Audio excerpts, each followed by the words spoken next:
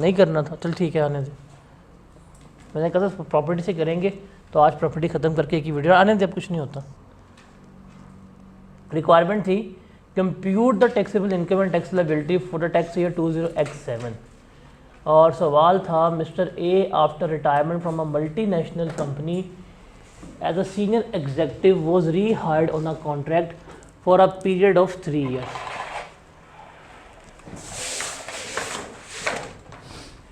कोई mister A है, as a senior executive काम कर रहे थे, रिटायर हो गया, रीहायर किया गया है कॉन्ट्रैक्ट पे 3 साल के लिए। However due to certain reasons the contract was prematurely terminated 6 months earlier, 6 महीने पहले ही कॉन्ट्रैक्ट जो है वो ख़त्म कर दिया गया 31 दिसंबर 2016 को। आप लोगों ने सैलरी 12 महीने की ली थी?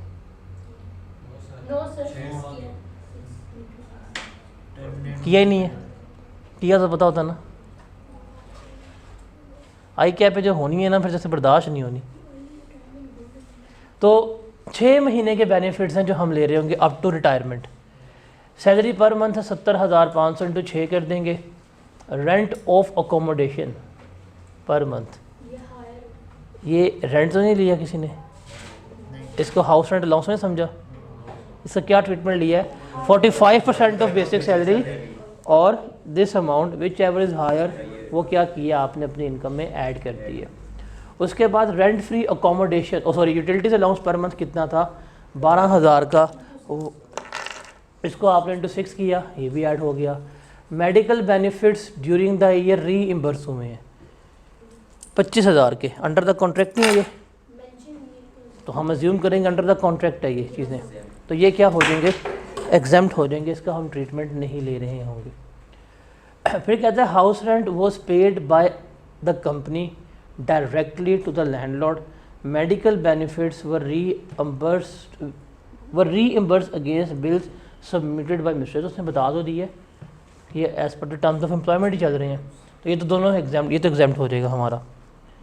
उसके बाद है on his retirement as a permanent employ, जब वो रिटायर हुआ था he had been paid gratuity from the approved fund according to the rules, he was also entitled to a special gratuity in lieu of his services rendered under the contract. Accordingly, an amount of ₹120 was also paid out of the fund on termination of the contract. ये सारी की सारी gratuity उसने fund से payment की है, इसका treatment क्या होगा?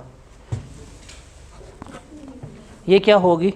एग्जेम्प्ट होगी, इसको ट्रीट नहीं करेंगे। फंड से पेमेंट है सारी की सारी, फंड से जितनी मर्जी पेमेंट हो वो क्या होती है? एग्जेम्प्ट होती है, ट्रीटमेंट नहीं होता। In lieu of premature termination, because उसने पहले जॉब छोड़ दी, इससे कुछ बेनिफिट्स और मिले हैं। कौन कौन से?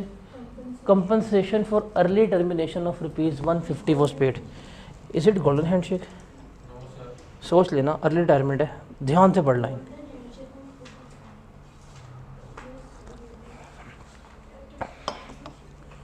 इज इट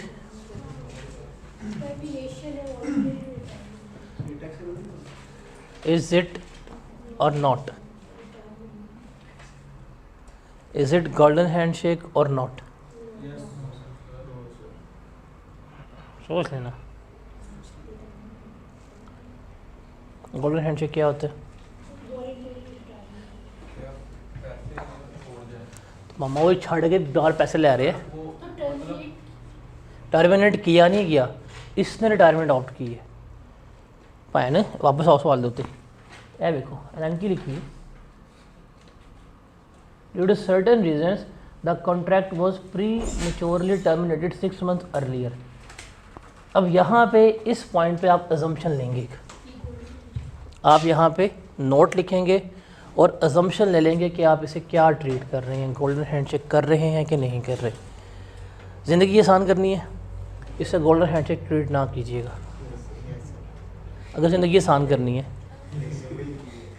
अज्यूमिंग डैट कि ये उसको पेमेंट मिली है, पेमेंट टैक्सेबल हो जाएगी, इसे गोल्डन हैंडशेक आपने ट्रीट नहीं करना। नीचे नोट लिख देंगे कि भाईजान कुछ नहीं बताया गया, अगर बताया गया होता तो हम गोल्डन हैंडशेक ट्रीट कर रहे होते। ठीक है, अभी हमने सिर्फ इसको एक अमाउंट पे हुई है, रिटायरमेंट अमाउंट, टोटली टैक्सेबल हो जाएगी। उसके बाद है mister A had obtained an interest free loan of rupees 2 lakh on 1 July 2016 which was payable in lump sum on 31 March 2017. 25% of the outstanding balance was waived and remaining amount of loan was deducted from his final settlement. क्या treatment किया इसका?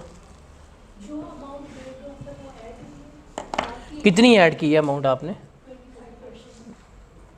तो मुझे ही पता है कितनी बनती है. ये लोन वेव ऑफ किया गया है, ये बेनिफिट क्या हो जाएगा, सैलरी में ऐड हो जाएगा. इंटरेस्ट का बेनिफिट आया होगा, क्यों किया था? नहीं किया. ये वाली ऊपर ग्रेजुएटी वाली.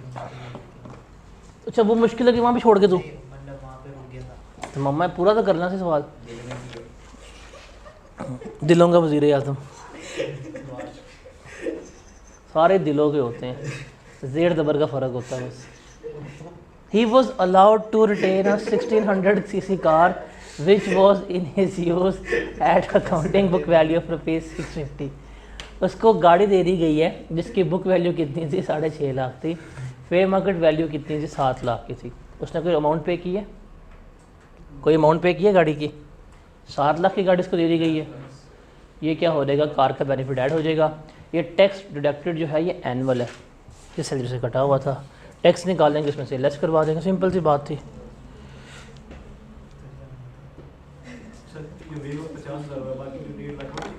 वो नहीं, वो उसका ट्रीटमेंट ही कोई नहीं है. क्या हुआ है? अच्छा दोस्त है. जितने धोखे दुनिया में दोस्त देते हैं उतना कोई नहीं धोता. दोस्त होता नहीं है, स्नैक्स होते हैं सारी ज़िंदगी में.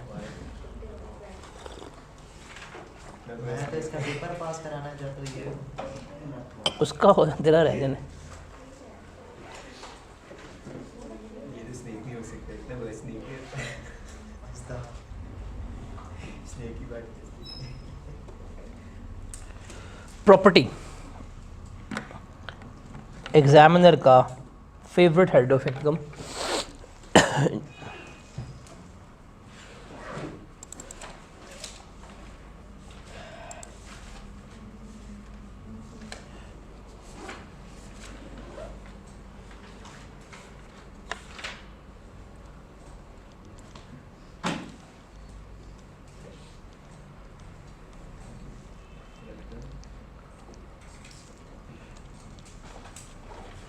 Income from property second head of income है. प्रॉपर्टी किसे कहते हैं? एनीवन? ओए पीछे के बैठ जा तू. हाँ जा नुक्कर पे जा. प्रॉपर्टी किसे कहते हैं?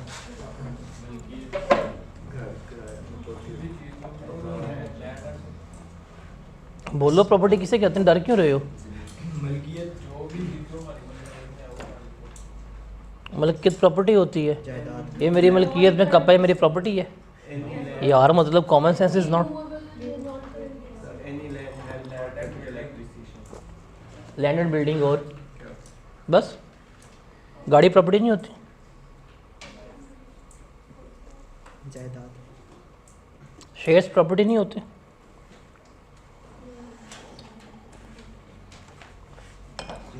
क्या मतलब? ऐसे मैं सवाल पूछ रहा हूँ जैसे मैंने पूछ लिया है कि आर्टिफिशियल इंटेलिजेंस के चैटबॉट्स कैसे बनाए जाते हैं, ये पूछ रहा हूँ आप लोगों से.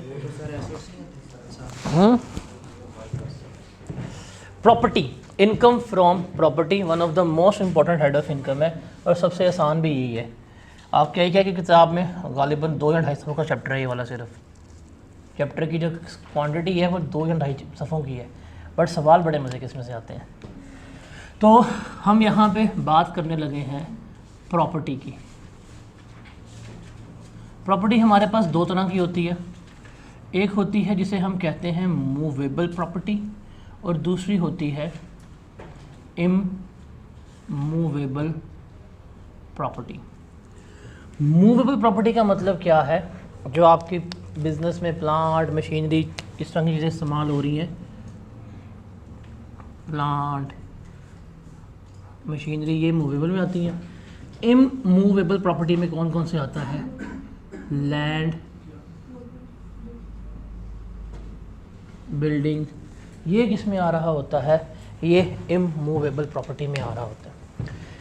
यहाँ पे जो हम डील करेंगे, यहाँ पे जो हम पढ़ेंगे वो क्या होगा, इमूवेबल प्रॉपर्टी की बात करेंगे, जिसमें से क्या आएगी, इनकम फ्रॉम प्रॉपर्टी आएगी। अब यहाँ पे हम बात कर रहे हैं इमूवेबल प्रॉपर्टी की, जिसमें लैंड है या बिल्डिंग है। इस लैंड या बिल्डिंग से आप इनकम कैसे कमा सकते हैं?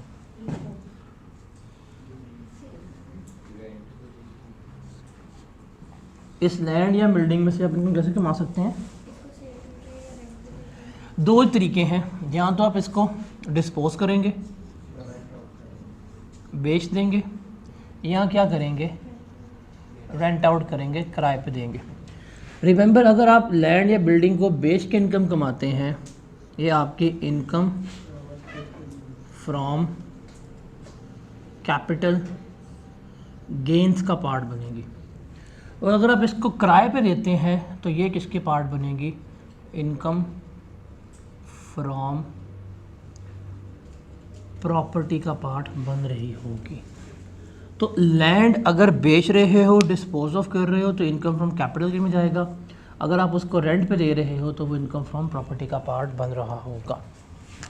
अब इनकम फ्रॉम प्रॉपर्टी का अगर हम हेड पढ़ेंगे तो इसका जो मॉडल है टैक्सेशन का, वो रेवेन्यू बेस्ड मॉडल है। मीन्स हम देखेंगे कि हमें रेवेन्यू कितना मिला, उसमें से हम देखेंगे कि हमारे एक्सपेंसेस कितने हुए, और नेट इनकम जो है वो हमारी क्या हो जाएगी, टैक्सेबल हो जाएगी। ठीक है। दूसरा, ये टैक्स होगा हमेशा एक्रूवल बेसिस के ऊपर। एक्रूवल बेसिस का मतलब क्या है, इनकम मिली है या नहीं मिली, एक्रू हो गई है, हम क्या करेंगे, हम इसको टैक्स कर लेंगे, हम इसे अपनी इनकम का पार्ट बना लेंगे। Is that clear? Yes sir. अब यहाँ पे इनकम फ्रॉम प्रॉपर्टी की बात करेंगे तो इनकम फ्रॉम प्रॉपर्टी में भी दो पार्टीज आती हैं, और यहाँ पे भी टू पार्टी रिलेशन जो है वो चल रहा होता है। इसे हम कहते हैं टेनेंसी रिलेशनशिप। दो पार्टीज हैं, एक होगा ओनर, जिसे हम क्या कहेंगे, लैंडलॉर्ड कहेंगे, और दूसरा कौन होगा, टेनेंट होगा। टेनेंट क्या है, किराएदार है, और ये कौन है, मालिक मकान है। इन दोनों के दरमियान जो एग्रीमेंट होगा उसे हम टेनेंसी एग्रीमेंट कह रहे होंगे। इस एग्रीमेंट की वजह से इसने अपनी प्रॉपर्टीज़ को दी होगी, और बदले में ये से क्या पे कर रहा होगा, रेंट पे कर रहा होगा।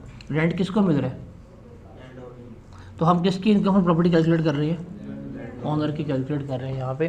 तो ये टेनेंसी रिलेशनशिप है जो आपने याद रखना है कि एक आपके पास लैंडलॉर्ड होगा, एक आपके पास कौन होगा, टेनेंट किराएदार है।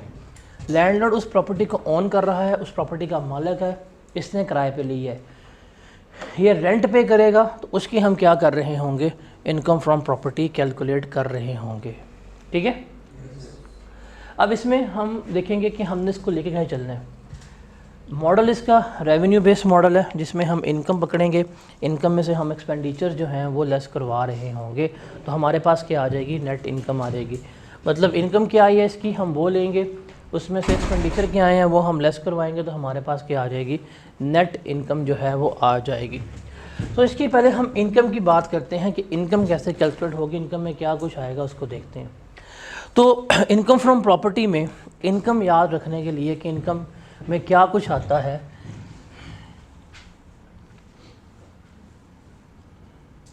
ये याद कर लीजिएगा, SURF क्या बनता है। अब ये जो सर्फ है ये इनकम फ्रॉम प्रॉपर्टी है पूरी। एस से बनेगा साइनिंग अमाउंट,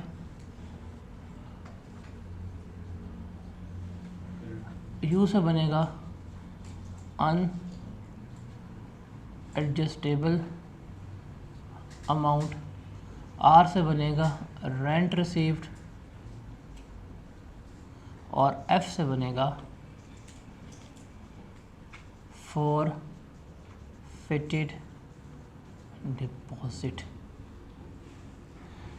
आप इसे जमा करते हैं साइनिंग अमाउंट को, अनएडजस्टेबल अमाउंट को, रेंट रिसीव को और फिटेड डिपॉजिट को, तो आपके पास क्या आ जाता है, रेंट चार्जेबल टू टैक्स या चार्जेबल रेंट आ जाता है।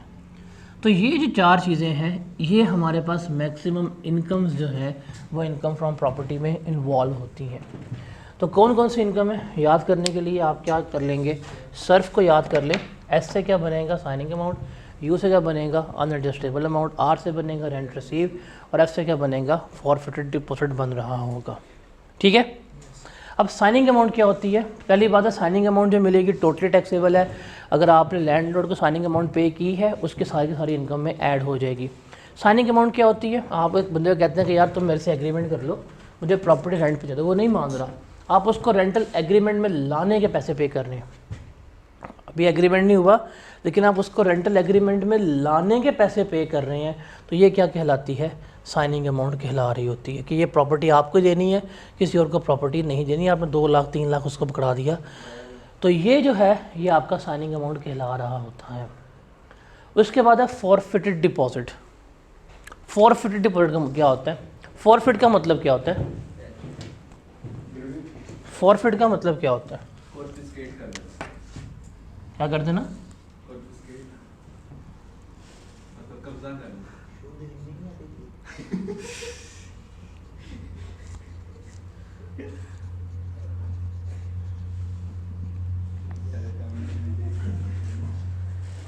फॉरफिटेड डिपॉजिट क्या होता है, फॉरफिट का मतलब होता है कब्जा कर लेना। अब फॉरफिटेड डिपॉजिट क्या होगा इसको समझिएगा। आपने एग्रीमेंट किया सेल ऑफ प्रॉपर्टी का, फॉर एग्जांपल मिस्टर ए है, ये है ओनर, मिस्टर बी है, ये है बायर। इनके दरमियान एग्रीमेंट किसका हुआ है, प्रॉपर्टी को बेचने का। इसकी प्रॉपर्टी है, इसने कहा मैं इसको बेचूंगा, एग्रीमेंट हुआ जी 50 मिलियन की प्रॉपर्टी है। ठीक है। जब एग्रीमेंट होगा वो कहेगा यार ठीक है मैं प्रॉपर्टी बेचने के लिए रेडी हूँ, मुझे एडवांस दे दो। ये क्या लेगा, डिपॉजिट जो है वो इससे ले लेगा। लेट्स सपोज वो कहता है जी 20 मिलियन जो है मैंने क्या ले लिया, डिपॉजिट ले लिया 1 मार्च 2023 को। एग्रीमेंट हुआ 1 मार्च 2023 को, इसने 20 मिलियन जमा करवा दिया और इसने कहा कि जो रिमेनिंग है, जो रिमेनिंग है वो कितना है 30 मिलियन, वो मैं आपको पे कर दूंगा 31 मई 2023 को। ये एग्रीमेंट हुआ, ये स्टाम्प पेपर पे लिखा गया, एग्रीमेंट हो गया। ये जो डिपॉजिट दिया गया ना इसे हम क्या कहते हैं उर्दू में, बयाना। आपको सुना होगा बयाना, प्रॉपर्टी का बयाना पकड़ा के आए हैं, आप एडवांस दे के आए होते हैं, रिमेनिंग अमाउंट आपने कोई 90 दिन में पे करनी होती है। अगर ये 31 तारीख तक अमाउंट पे कर देगा तो ये प्रॉपर्टी किसकी हो जाएगी, बायर की हो जाएगी। 31 तारीख आ गई और ये पेमेंट नहीं कर पाया, अब क्या होगा, अब ये जो ओनर है ना इसने एग्रीमेंट लिखा होता बयाने का, अगर रेलिवेंट डेट तक पेमेंट ना हो तो ये जो अमाउंट है, ये जो एडवांस ली थी वो क्या कर लेगा, इसको कॉन्फिस्केट कर लेगा, फॉरफिट कर लेगा। अब ये जो फॉरफिट करेगा ये क्या बनेगी, इसकी इनकम फ्रॉम प्रॉपर्टी का पार्ट बनेगी। जितना भी इसका फॉरफिटेड डिपॉजिट होगा, जितना भी किया होगा वो सारा क्या हो जाएगा, इसकी इनकम फ्रॉम प्रॉपर्टी में ऐड हो जाएगा। तो रिमेंबर फॉरफिटेड डिपॉजिट क्या होता है कि जब अगर आपने एग्रीमेंट किया for the sale of property, तो अगर उस एग्रीमेंट में जो एडवांस पे किया होता है और अगर उस एडवांस पे अगला बंदा मुकर जाए या कॉन्ट्रैक्ट पूरा ना कर पाए तो ऑनर जो है वो अमाउंट कन्फिस्केट कर लेता है, फॉरफिट कर लेता है। वो जो फॉरफिट की जाती है अमाउंट वो हमारी क्या कहलाती है, फॉरफिटेड डिपॉजिट। जिसने जितनी अमाउंट फॉरफिट की होगी वो सारी की सारी क्या हो जाएगी, टैक्सेबल हो जाएगी, वो सारी की सारी उसकी इनकम का पार्ट बन जाएगी। तो signing amount totally taxable, forfeited deposit totally taxable. अगर आपने कोई साइनिंग अमाउंट आपको मिली है तब भी सारी आपकी इनकम में ऐड हो जाएगी। अगर आपको कोई फॉरफिट डिपॉजिट किया है वो भी क्या हो जाएगा, सारा का सारा आपकी इनकम में उसी वक्त ऐड हो जाएगा। ठीक है। अब तीसरी बात करते हैं रेंट। रेंट क्या होता है, किराया। लेकिन रेंट की डेफिनेशन एक्सप्लेन्ड है। रेंट की डेफिनेशन 2 नंबर के पेपर में आ सकती है कि define rent according to income tax ordinance 2001। Rent क्या होता है, इनकम टैक्स ऑर्डिनेंस 2001 के मुताबिक आपने बताना है। रिमेंबर, रेंट जब भी मिलेगा वो होगा तो टोटली टैक्सेबल ही। लेकिन रेंट होता क्या है, पेपर में एक आधी दफ़ा डेफिनेशन आई भी हुई है पास्ट पेपर में, अगर if I am not wrong.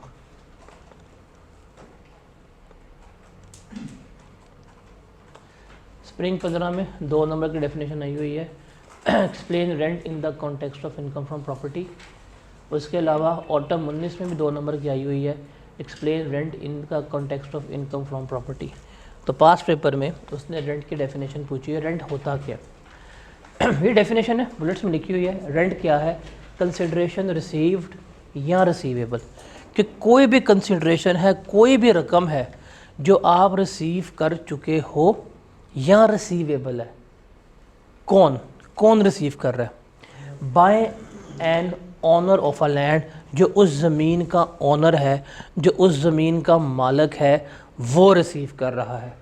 क्यों मिल रही है, because he had provided that land और बिल्डिंग फॉर द यूज़ और ऑक्यूपेशन। उसने अपनी ज़मीन, अपनी बिल्डिंग इस्तेमाल करने के लिए या कब्ज़े में दी अगले बंदे की, और उसके बदले में पेमेंट ले रहा है या कंसिड्रेशन रिसीव कर रहा है। वो जो पेमेंट या वो जो कंसिड्रेशन उसको मिल रही होगी वो क्या कहलाएगा, इसका रेंट कहला रहा होगा।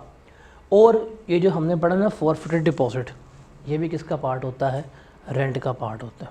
ट्रीटमेंट अलग पड़ा है लेकिन डेफिनेशन में, by the definition forfeited deposit जो है वो किस में ट्रीट होता है, रेंट में ट्रीट हो रहा होता है। तो रेंट की डेफिनेशन क्या है, कंसिडरेशन रिसीव्ड और रिसीवेबल। कौन, by an owner of a land, क्यों, फॉर ऑक्यूपेशन ऑफ लैंड और building for a tax year. ये आपका क्या है, रेंट है। क्या होती है रेंट की डेफिनेशन, कंसिडरेशन रिसीव्ड या receivable by an owner of a land for use और ऑक्यूपेशन ऑफ अ बिल्डिंग। ये 2 नंबर की डेफिनेशन है, ये जस्ट 2 नंबर की डेफिनेशन है, याद कर लोगे ये। अच्छा, जब भी आपको रेंट मिलता है ना, रेंट में आपने हमेशा याद रखना है एक ही रूल है। रेंट में हम लेते हैं एक्चुअल अमाउंट और फेयर मार्केट वैल्यू या एनुअल नेटिंग वैल्यू। जो इसमें से हायर होता है, जो इसमें से ज़्यादा होता है, वो हमेशा हमारा रेंटल इनकम ट्रीट हो रहा होता है। तो रेंट में असूल क्या है, एक्चुअल अमाउंट या fair market value, whichever is higher, वो हमारा क्या होगा, इनकम फ्रॉम प्रॉपर्टी का पार्ट बन रहा होगा। एग्जाम्पल ज़रा पढ़ें, इसको सॉल्व करते हैं।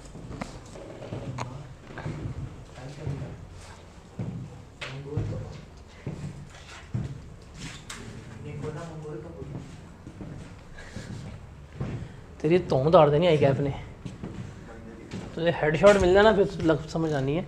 पढ़ जल्दी से इसको।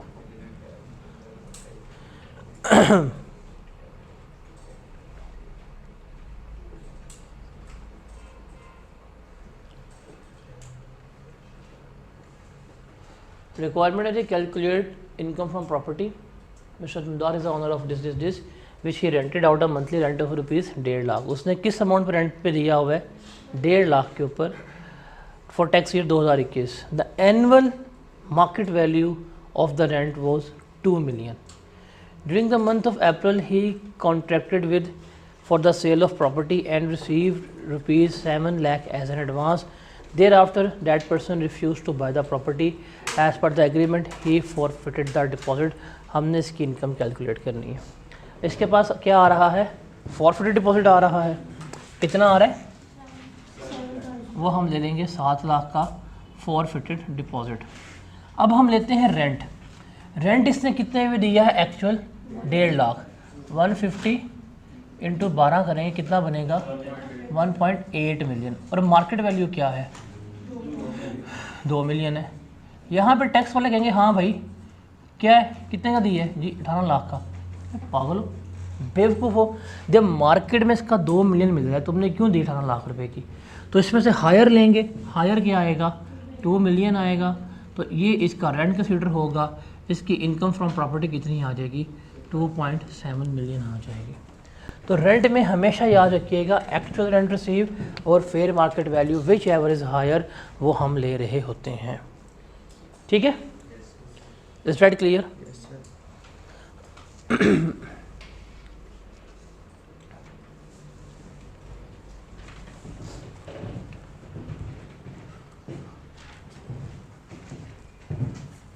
एडवांस, कभी एडवांस का नाम सुना होगा? कभी रेंटल प्रॉपर्टी में एडवांस का नाम सुना हुआ है? एडवांस क्या होता है?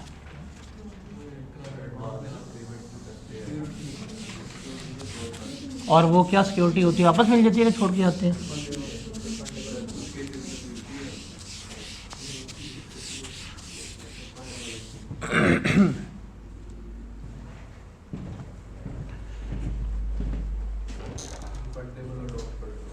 एडवांस की बात करते हैं। हमारे पास ना एडवांस जो है वो 2 तरह का है।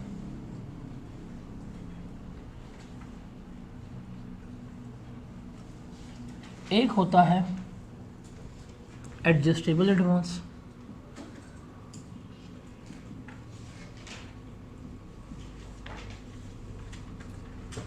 और दूसरा है नॉन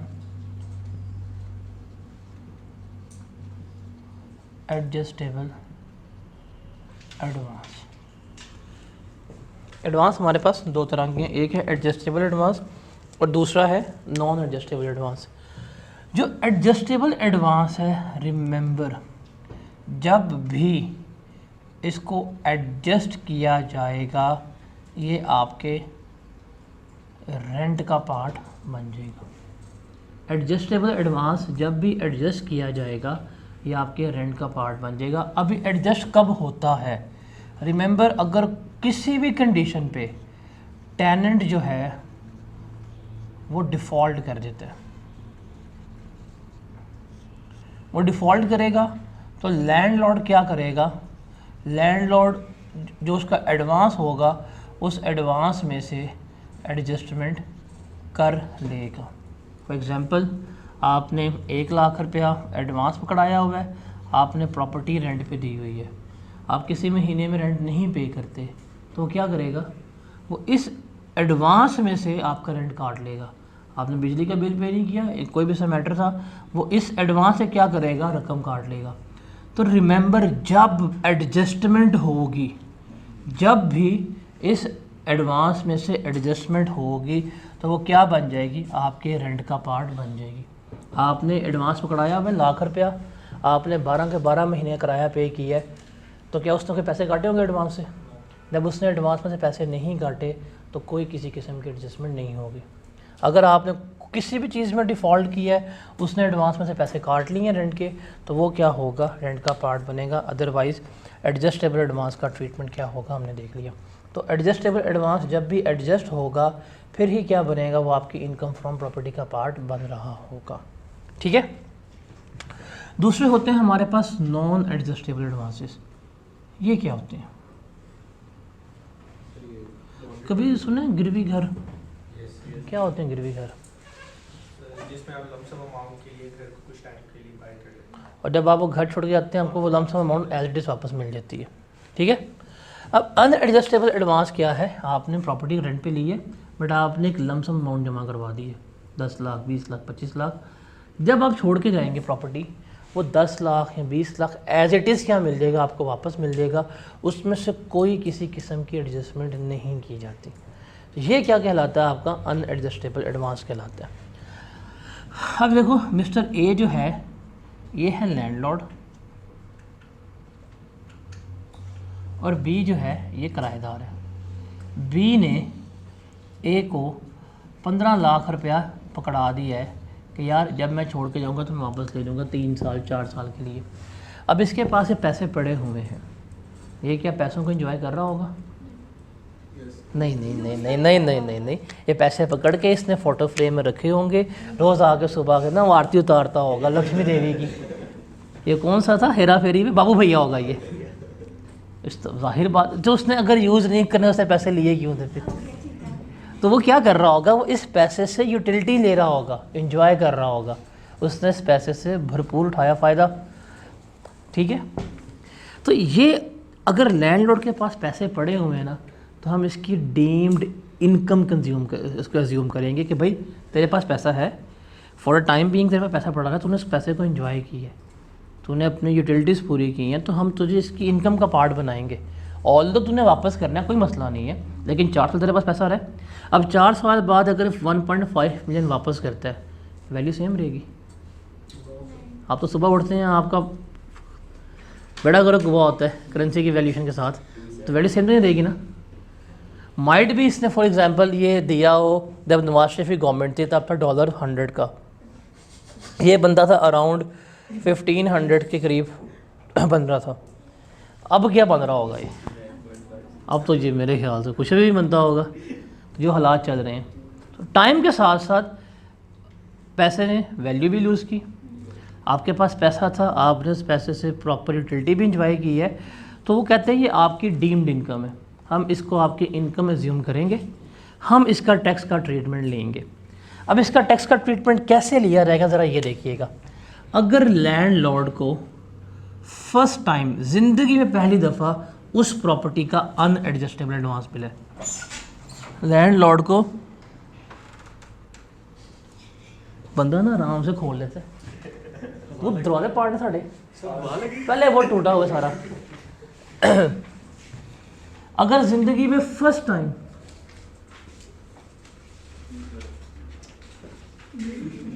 अल्लाह के बंदे मेरे से पूछ लेते, मेरा इसका प्रिंट वर्जन अलग लिखा हुआ था भाई। चलो फिर मुझे जो फाइल गई मैंने प्रिंट कर दी। तुम्हें फ़ाइल किसने कहा प्रिंट करने के लिए? आज तुझे किसने कहा प्रिंट करवानी फ़ाइल? मैंने कहा था बस यहाँ पे तुमने डिस्प्ले करनी है। ओ भाई ताड़े ज़ेन प्रिंट वर्जन कुछ और था इसका।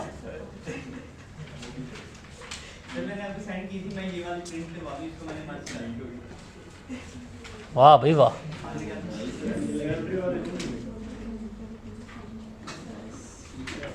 कर लो जी कर लो, हम अपना कंसेप्ट भी आदमी बेच लेंगे।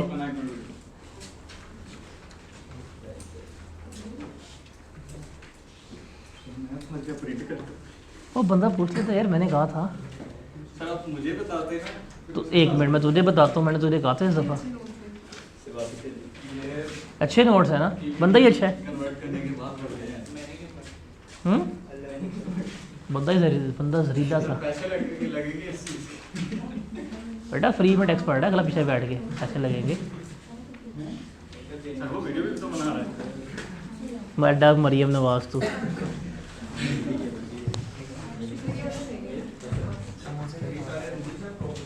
नहीं, इस पे पकौड़े खाने रख के। ख्वाब तो करोड़ों के, पर दुकानें पकौड़ों की है, मसला ये है। फाइल में पढ़ा रहा हूँ जी सर। यार, पानी भी जमा नहीं। हाँ, विदाउट शुगर। हाँ वो मैंने उसको बताया, मैंने कहा अगर शहद हो तो डालना। नहीं नहीं, शहद भी नहीं चाहिए, शहद है भी। मैं खुद ही बहुत मीठा हूँ इसलिए स्वीट। अच्छा, कर लें इसको, नोट्स बाद में देख लीजिएगा। फर्स्ट टाइम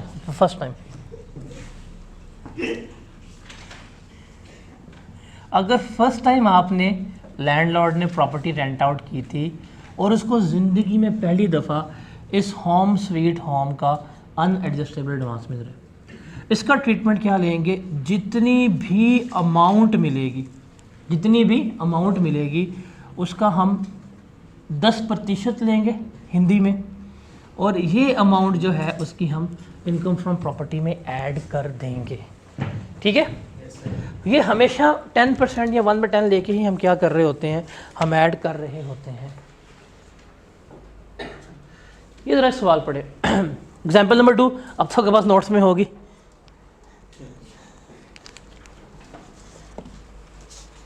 ओह हो, लड़का तो जज्बाती हो गया। SBI अपने रिसोर्सेज झोंक रहा है। छोटे बचपन में बालों कुड़ियों कर रहे हैं, लेते जाओ नोट्स। इन्हें पता कौन सा मैंने पास होना है इस दफ़ा है। एग्जाम्पल नंबर 2 ज़रा पढ़िएगा, वो बोर्ड तो पढ़ लो। कहते हैं जी mister Ehsan rent out his own house to Qasim on 1 September 2019। Ehsan ने अपना घर जो है वो किसे दे दिया है? कासिम को दे दिया। कब? 1 नवंबर 2019 को। At a monthly rent of ₹80,000। Per month rent कितना है? 80,000 है।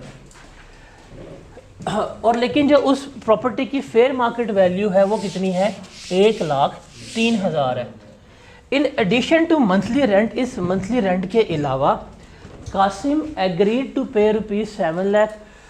दूसरे का ठीक है मैं 7 लाख तुम्हें नॉन एडजस्टेबल एडवांस के तौर पे पे कर दूंगा and made an agreement of 7 साल। उसने कहा ठीक है मैं इस प्रॉपर्टी में 7 साल तक रहूँगा।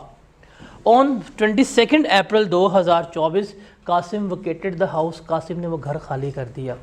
Calculate mister Ehsan rental income for the tax year 20, 21, 22, 23 and 24। हमने इस एहसन की रेंटल इनकम निकालनी है टैक्स ईयर 20, 21, 22, 23 और 24 के लिए। ठीक है, इसको देखते हैं। सबसे पहले बात करते हैं हम टैक्स ईयर 20 की। हम लेंगे रेंट। सबसे पहले रेंट कितना आएगा? रेंट में हमेशा हम लेते हैं एक्चुअल, ये फॉर्मूला लिखते हैं, लिख के बताना है कि मैं क्या ले रहा हूँ। एक्चुअल कितनी थी? 1,03,000 पर मंथ है ना? पर मंथ है। इसको करें मल्टीप्लाई 12 का क्या जवाब होता है? 103 इंटू 12 भाई क्या हो गया? एक मिनट, मुझे पता है, मैं आपसे कंफर्म करवा रहा हूँ, भाई कंफर्म करवा रहा हूँ। अगर आप इसको 12 से मल्टीप्लाई करेंगे ना, समझ रहे हो, तो आपने देखना है रेंट आउट कब से किया गया है। सितंबर से। सितंबर, अक्टूबर, नवंबर, दिसंबर और जनवरी, फरवरी, मार्च, अप्रैल, मई, जून। कितने महीने बनते हैं?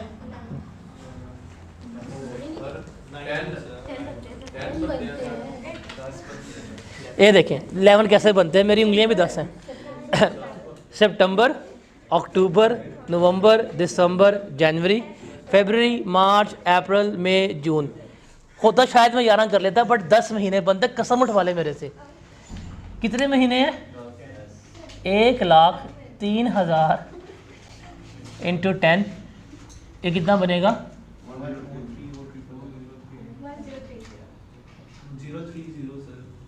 1.03 और तू ना बोला करो, सवाल नहीं करता। और लेंगे हम फेयर ये फेयर मार्केट वैल्यू से। तो भाई मैंने लिखा फेयर मार्केट वैल्यू, क्या हो गया? अन्य हो, देखते नहीं है बोर्ड को, अपनी इमेजिनेशन में बैठे होते हैं। निकल आओ ट्रांस से बाहर। कितने? 80,000 इंटू 10। हायर क्या चीज़ है? 1,030,000, ये रेंट आ गया। फिर एडवांस एडजस्टेबल है कि अनएडजस्टेबल है? कितना? हम इसको ट्रीट कभी नहीं करेंगे, हम इसका 1/10 लेंगे। ऑल दो रेंटल एग्रीमेंट 7 ईयर्स के, बट हमने इसको 10 सालों पे प्रपोर्शन ही करना है। कितना आएगा? 70,000 नहीं करना। कितना आएगा ये? 1.1 मिलियन इसकी इनकम बाजेगी टैक्स ईयर 2020 की। ठीक है, अब चलते हैं टैक्स ईयर 21 में। टैक्स ईयर 21 में अनएडजस्टेबल अमाउंट तो सेम ही आनी है। अब उसको तो आराम से लिख लें, अनएडजस्टेबल अमाउंट कितनी है? 700। इसका हम लेंगे 1/10, कितना आएगा? 70,000 आएगा। रेंट लेंगे अब हम। रेंट में हम लेंगे फेयर मार्केट वैल्यू, अब वो है 1,03,000। इसको मल्टीप्लाई करेंगे 12 से, बिकॉज ये पूरा साल रेंट आउट रही है। और हम लेंगे एक्चुअल। एक्चुअल रेंट था कितना? 80,000। 80 इंटू 12 हम कर देंगे, कितना बनेगा ये?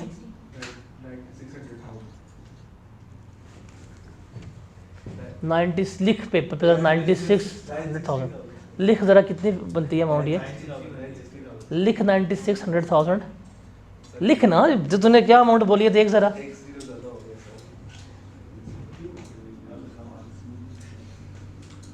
और ये कितनी बनेगी? 1 2 हायर क्या है? ऐड करें कितना बन जाएगा?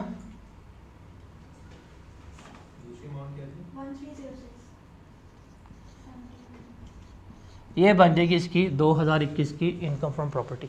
ठीक है, अब 22 में भी सेम रहेगी, 23 में भी सेम रहेगी, कोई तब्दीली नहीं है।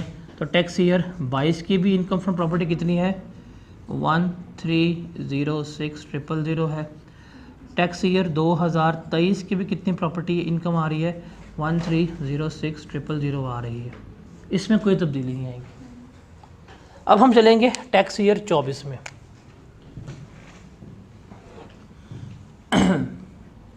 टैक्स ईयर 24, अब यहाँ पे रेंट कितना है? फेयर मार्केट वैल्यू और एक्चुअल। अब फेयर मार्केट वैल्यू थी 1,03,000, उसने कब रिटायरमेंट ले लिया है? मतलब 22 अप्रैल। कितने महीने बनेंगे 22 अप्रैल तक? या ना बन सकते हैं यार, क्या हो गया? जुलाई, अगस्त, सितंबर, अक्टूबर, नवंबर, दिसंबर, जनवरी, फरवरी, मार्च, अप्रैल। कितने बनते हैं? ठीक है, कितने बनेंगे? 10। तो हम इसको देख लेंगे, ये आ जाएगा 10 और यहाँ पे हम ले लेंगे 80 इंटू 10। हायर क्या है? यही आएगा, तो 1,030,000 ये आ जाएगा। ठीक है, इज दैट क्लियर? जिस साल टेनेंट छोड़ के चला जाता है उस साल अनएडजस्टेबल अमाउंट का ट्रीटमेंट नहीं लेते, तो इसकी इनकम जो है वो कितनी बनेगी? 1,030,000 बन रही होगी। तो अनएडजस्टेबल अमाउंट के लिए याद रखिएगा कि जब भी अनएडजस्टेबल अमाउंट मिलती है, जिस साल मिलेगी उस साल ट्रीटमेंट लेंगे। जिस साल आपने वो अमाउंट वापस कर दी है, वो छोड़ के गया है, पैसे साथ लेके जाएगा ना, कि आप कहेंगे हम नेक्स्ट पैसे देंगे, वो पैसे साथ लेके जाएगा। तो जिस साल आप अमाउंट वापस कर देंगे उस साल कोई किसी किस्म का ट्रीटमेंट नहीं लिया जाएगा। जिस साल अमाउंट मिलेगी, जितनी अमाउंट मिली है 1/10 लेके ऐड कर देना, चाहे महीने के एंड पे मिल रही है। आपका साल ख़त्म हो रहा है, आपके पास किराएदार आया 25 जून को, उसने अगर 25 जून को भी आपको अनएडजस्टेबल अमाउंट दे दी है, आप अमाउंट पकड़ेंगे 1/10 लेंगे, अपनी प्रॉपर्टी की इनकम में ऐड कर देंगे। और अगर आपका टेनेंट जा रहा है, बेशक वो 28 जून को गया है, ईयर एंड होने से 2 दिन पहले, अगर आपने उसको अमाउंट वापस कर दी है तो उस साल कोई ट्रीटमेंट नहीं लिया जाएगा। तो जिस साल वो आएगा उस साल ट्रीटमेंट लेंगे, जिस साल वो जाएगा उस साल ट्रीटमेंट नहीं लेंगे। आने वाले को आने दो, जाने वाले को जाने दो, कोई ट्रीटमेंट हम नहीं लेंगे। ठीक है, इज दैट क्लियर? जाने वाले को कौन रोक सकता है? तो उसके जाने की खुशबू याद रहती है बंदे को। एडा दुख कैफी खलील, पेपर तेरे पास नहीं होते मम्मा।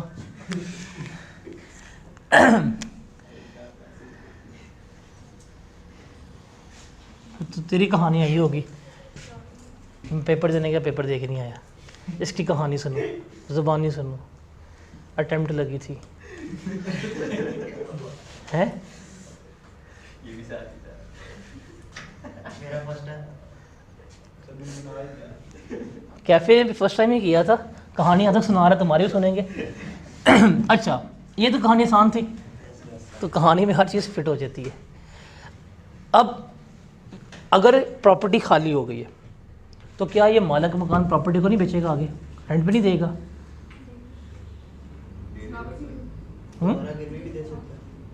और भाई तेरे को एक ज़मीन हैगी है, पता नहीं कैसे तेरे पास ज़मीन आ गई है, तूने ज़िंदगी में तरले करके रेंट पे दे दी है, किरायादार चला गया छोड़ के, तो क्या वो प्रॉपर्टी खाली छोड़ देगा बाद में? कोई पकड़ेगा मुर्गा नया, उसको बेवकूफ़ बनाएगा, रेंट पे देगा कि प्रॉपर्टी वैकेंट छोड़ देगा?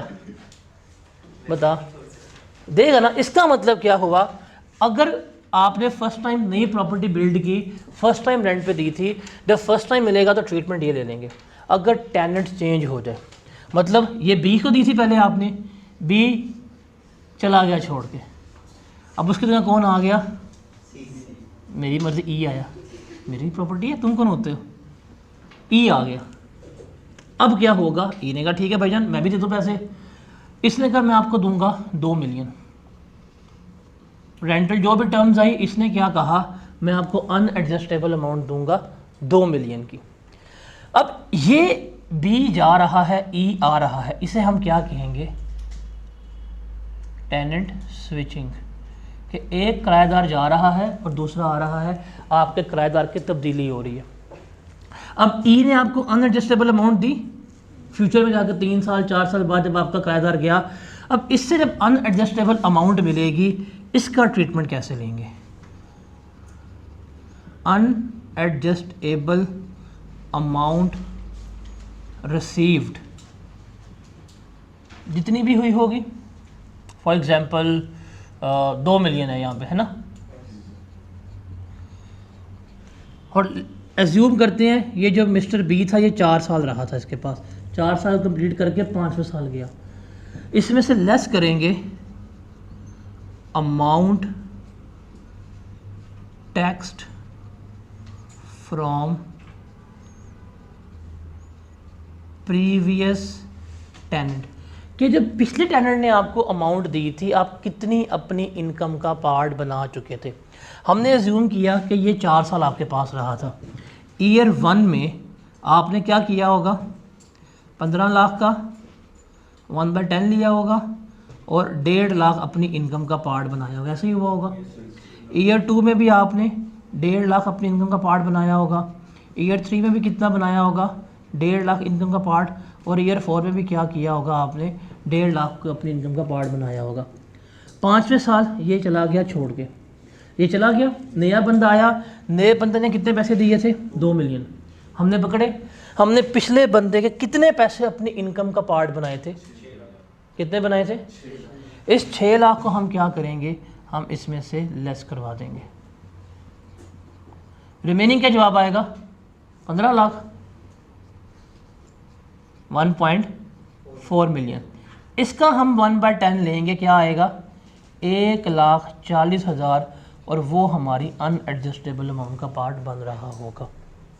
तो अगर टेनेंट स्विचिंग हो जाए तो जो नया टेनेंट आएगा उसकी रकम, उसमें से प्रीवियस टेनेंट की कितनी अमाउंट हम ऑलरेडी चार्ज कर चुके थे, उसका फॉर्मूला होता है ओल्ड टेनेंट की अमाउंट डिवाइड करते हैं 10 पे, मल्टीप्लाई करते हैं नंबर ऑफ ईयर्स से। और जैसे यहाँ पे अमाउंट कितनी थी? 1.5 मिलियन, डिवाइड किया 10 पे, कितने साल रहा था ये हमारे पास? 4 साल रहा था, तो जवाब आएगा 6 लाख। ये लेस करेंगे तो हमारे पास ये जवाब आ रहा होगा। Is that clear?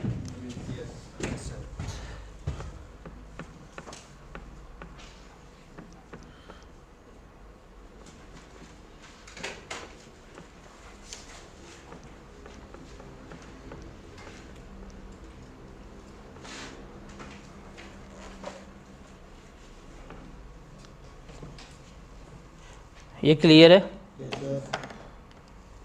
कि नए टेनेंट की रकम जो मिलेगी उसमें से जितनी हमने प्रीवियस टेनेंट की अमाउंट अपनी इनकम का पार्ट बनाई है वो हम लेस करवा देंगे। रिमेनिंग अमाउंट का हम क्या लेंगे? 1/10 लेंगे और अपनी इनकम में ऐड कर रहे होंगे। ठीक है।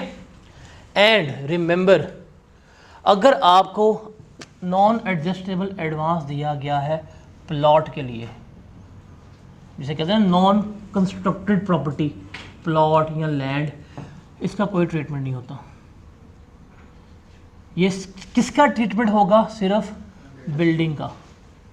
जो कंस्ट्रक्टेड प्रॉपर्टी है उसका ही अनएडजस्टेबल एडवांस का ट्रीटमेंट लिया जाएगा। जो ओपन प्लॉट है इसका हम कोई किसी किस्म का ट्रीटमेंट नहीं ले रहे होते।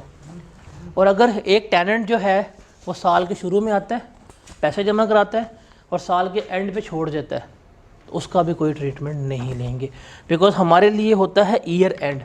अगर ईयर एंड पे हमारे पास पैसा पड़ा ना उसका, फिर हम ट्रीटमेंट लेंगे, अदरवाइज ट्रीटमेंट नहीं ले रहे होंगे। तो ये सारी बात थी हमारी किसकी, अनएडजस्टेबल अमाउंट की।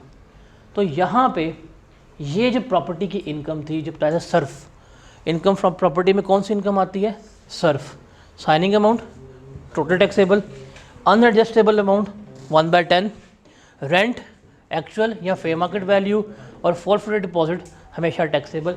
इन्हें हम जमा कर लेते तो हमारे पास जो अमाउंट आती है इसे हम कहते हैं रेंट चार्जेबल टू टैक्स, या चार्जेबल रेंट कहते हैं कि ये ग्रॉस रेंट है। समटाइम्स वर्ड लिखा आता है ग्रॉस रेंट का, वो भी ये कहला रहा होता है। अगर पेपर में कभी भी वो आपसे पूछ ले चार्जेबल रेंट क्या होता है, क्या लिखेंगे, सर्फ, ठीक है। एक्सेल एरियल आपकी अपनी मर्जी है, लेकिन ये 4 इनकम मेन इनकम है जो प्रॉपर्टी की हम लेके चल रहे होते हैं। साइनिंग अमाउंट जब भी एंड कॉन्ट्रैक्ट में होते हैं तब कोई पे चीज़। ये हो गया हमारा signing amount, unadjustable amount, rent received, forfeited deposit, जमा किया तो ये चार्जेबल रेंट आ गया। ये तो हमने सारी बात की है इनकम की कैलकुलेशन की। हमने कहा था इसका मॉडल है रेवेन्यू बेस्ड मॉडल। इनकम, उसमें से जो एक्सपेंडिचर्स होंगे वो हम क्या कर रहे होंगे, लेस करवा रहे होंगे। अब एक्सपेंडिचर जो हैं वो हमने क्या करने हैं, वो हमने यहाँ पे लेस करवाने हैं। कौन कौन से एक्सपेंडिचर जो हैं वो हम यहाँ पे लेके चल रहे होंगे, कौन कौन से एक्सपेंडिचर जो हैं हमें अलाउ होंगे। हमने पहले सारी इनकम की बात की है, एक्सपेंसेस की बात नहीं की। अब हम बात करेंगे एक्सपेंडिचर्स की, कि एक्सपेंडिचर्स कौन से होते हैं। सर वो अभी तक का जितना भी ट्रीटमेंट पड़ा है ये बिल्डिंग का पड़ा है, क्योंकि आपने पहले बताया कि डिस्पोज करेंगे तो वो कैपिटल गेन पे जाएगा, और रेंट पे देंगे तो वो बिल्डिंग का आएगा। क्या income from property, income from property में रेंटल आएगा ना, हाँ। रेंटल की वो है। और लैंड जो प्लॉट होता है उसका ट्रीटमेंट नहीं होता। प्लॉट के सिर्फ अनएडजस्टेबल अमाउंट का ट्रीटमेंट लेते हैं, रेंट का ट्रीटमेंट लेते हैं। सिर्फ unadjustable advance against the plot is exempt, उसका ट्रीटमेंट नहीं है, अदरवाइज रेंट का ट्रीटमेंट तो होगा। आप इसको जमा करते हैं, चार्जेबल रेंट आता है। चार्जेबल रेंट से हमने फिर क्या करनी होती हैं, अपनी अलाउएबल डिडक्शंस जो हैं वो लेस करवानी होती हैं। अब वो एक्सपेंसेस कौन कौन से हैं ज़रा हम उनको देखते हैं। सबसे पहले सबसे ऊपर, मतलब नॉट सुपर, रिपेयर्स अलाउंस जो हैं वो आते हैं। ये मैंडेटरी अलाउंस है, इसे हम क्या कहते हैं, इसे हम मैंडेटरी अलाउंस कहते हैं। मैंडेटरी अलाउंस का मतलब है कि ये रिपेयर्स हर हाल में माइनस होनी ही होनी है, चाहे उसने आपको पेपर में रिपेयर एक्सपेंस गिवन किए हैं या नहीं किए हैं, वो ज़्यादा हैं, वो कम हैं, वो थोड़े हैं, वो ज़्यादा हैं, वॉटएवर, आपने हमेशा रिपेयर लेनी है।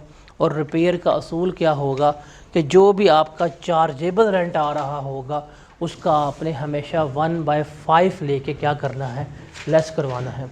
जैसे इस ईयर में इसका कितना आया था चार्जेबल रेंट 1030, इसमें से लेस करवाएंगे आप रिपेयर्स, और रिपेयर्स क्या लेंगे, इसका 1/5 ऑफ 1030000 कितनी बनती है,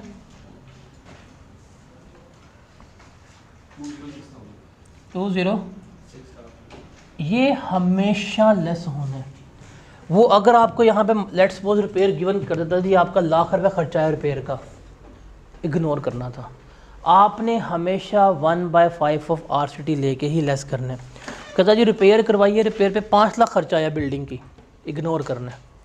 actual expenditures on repair shell always be ignored, वो हमेशा इग्नोर किए जाएंगे।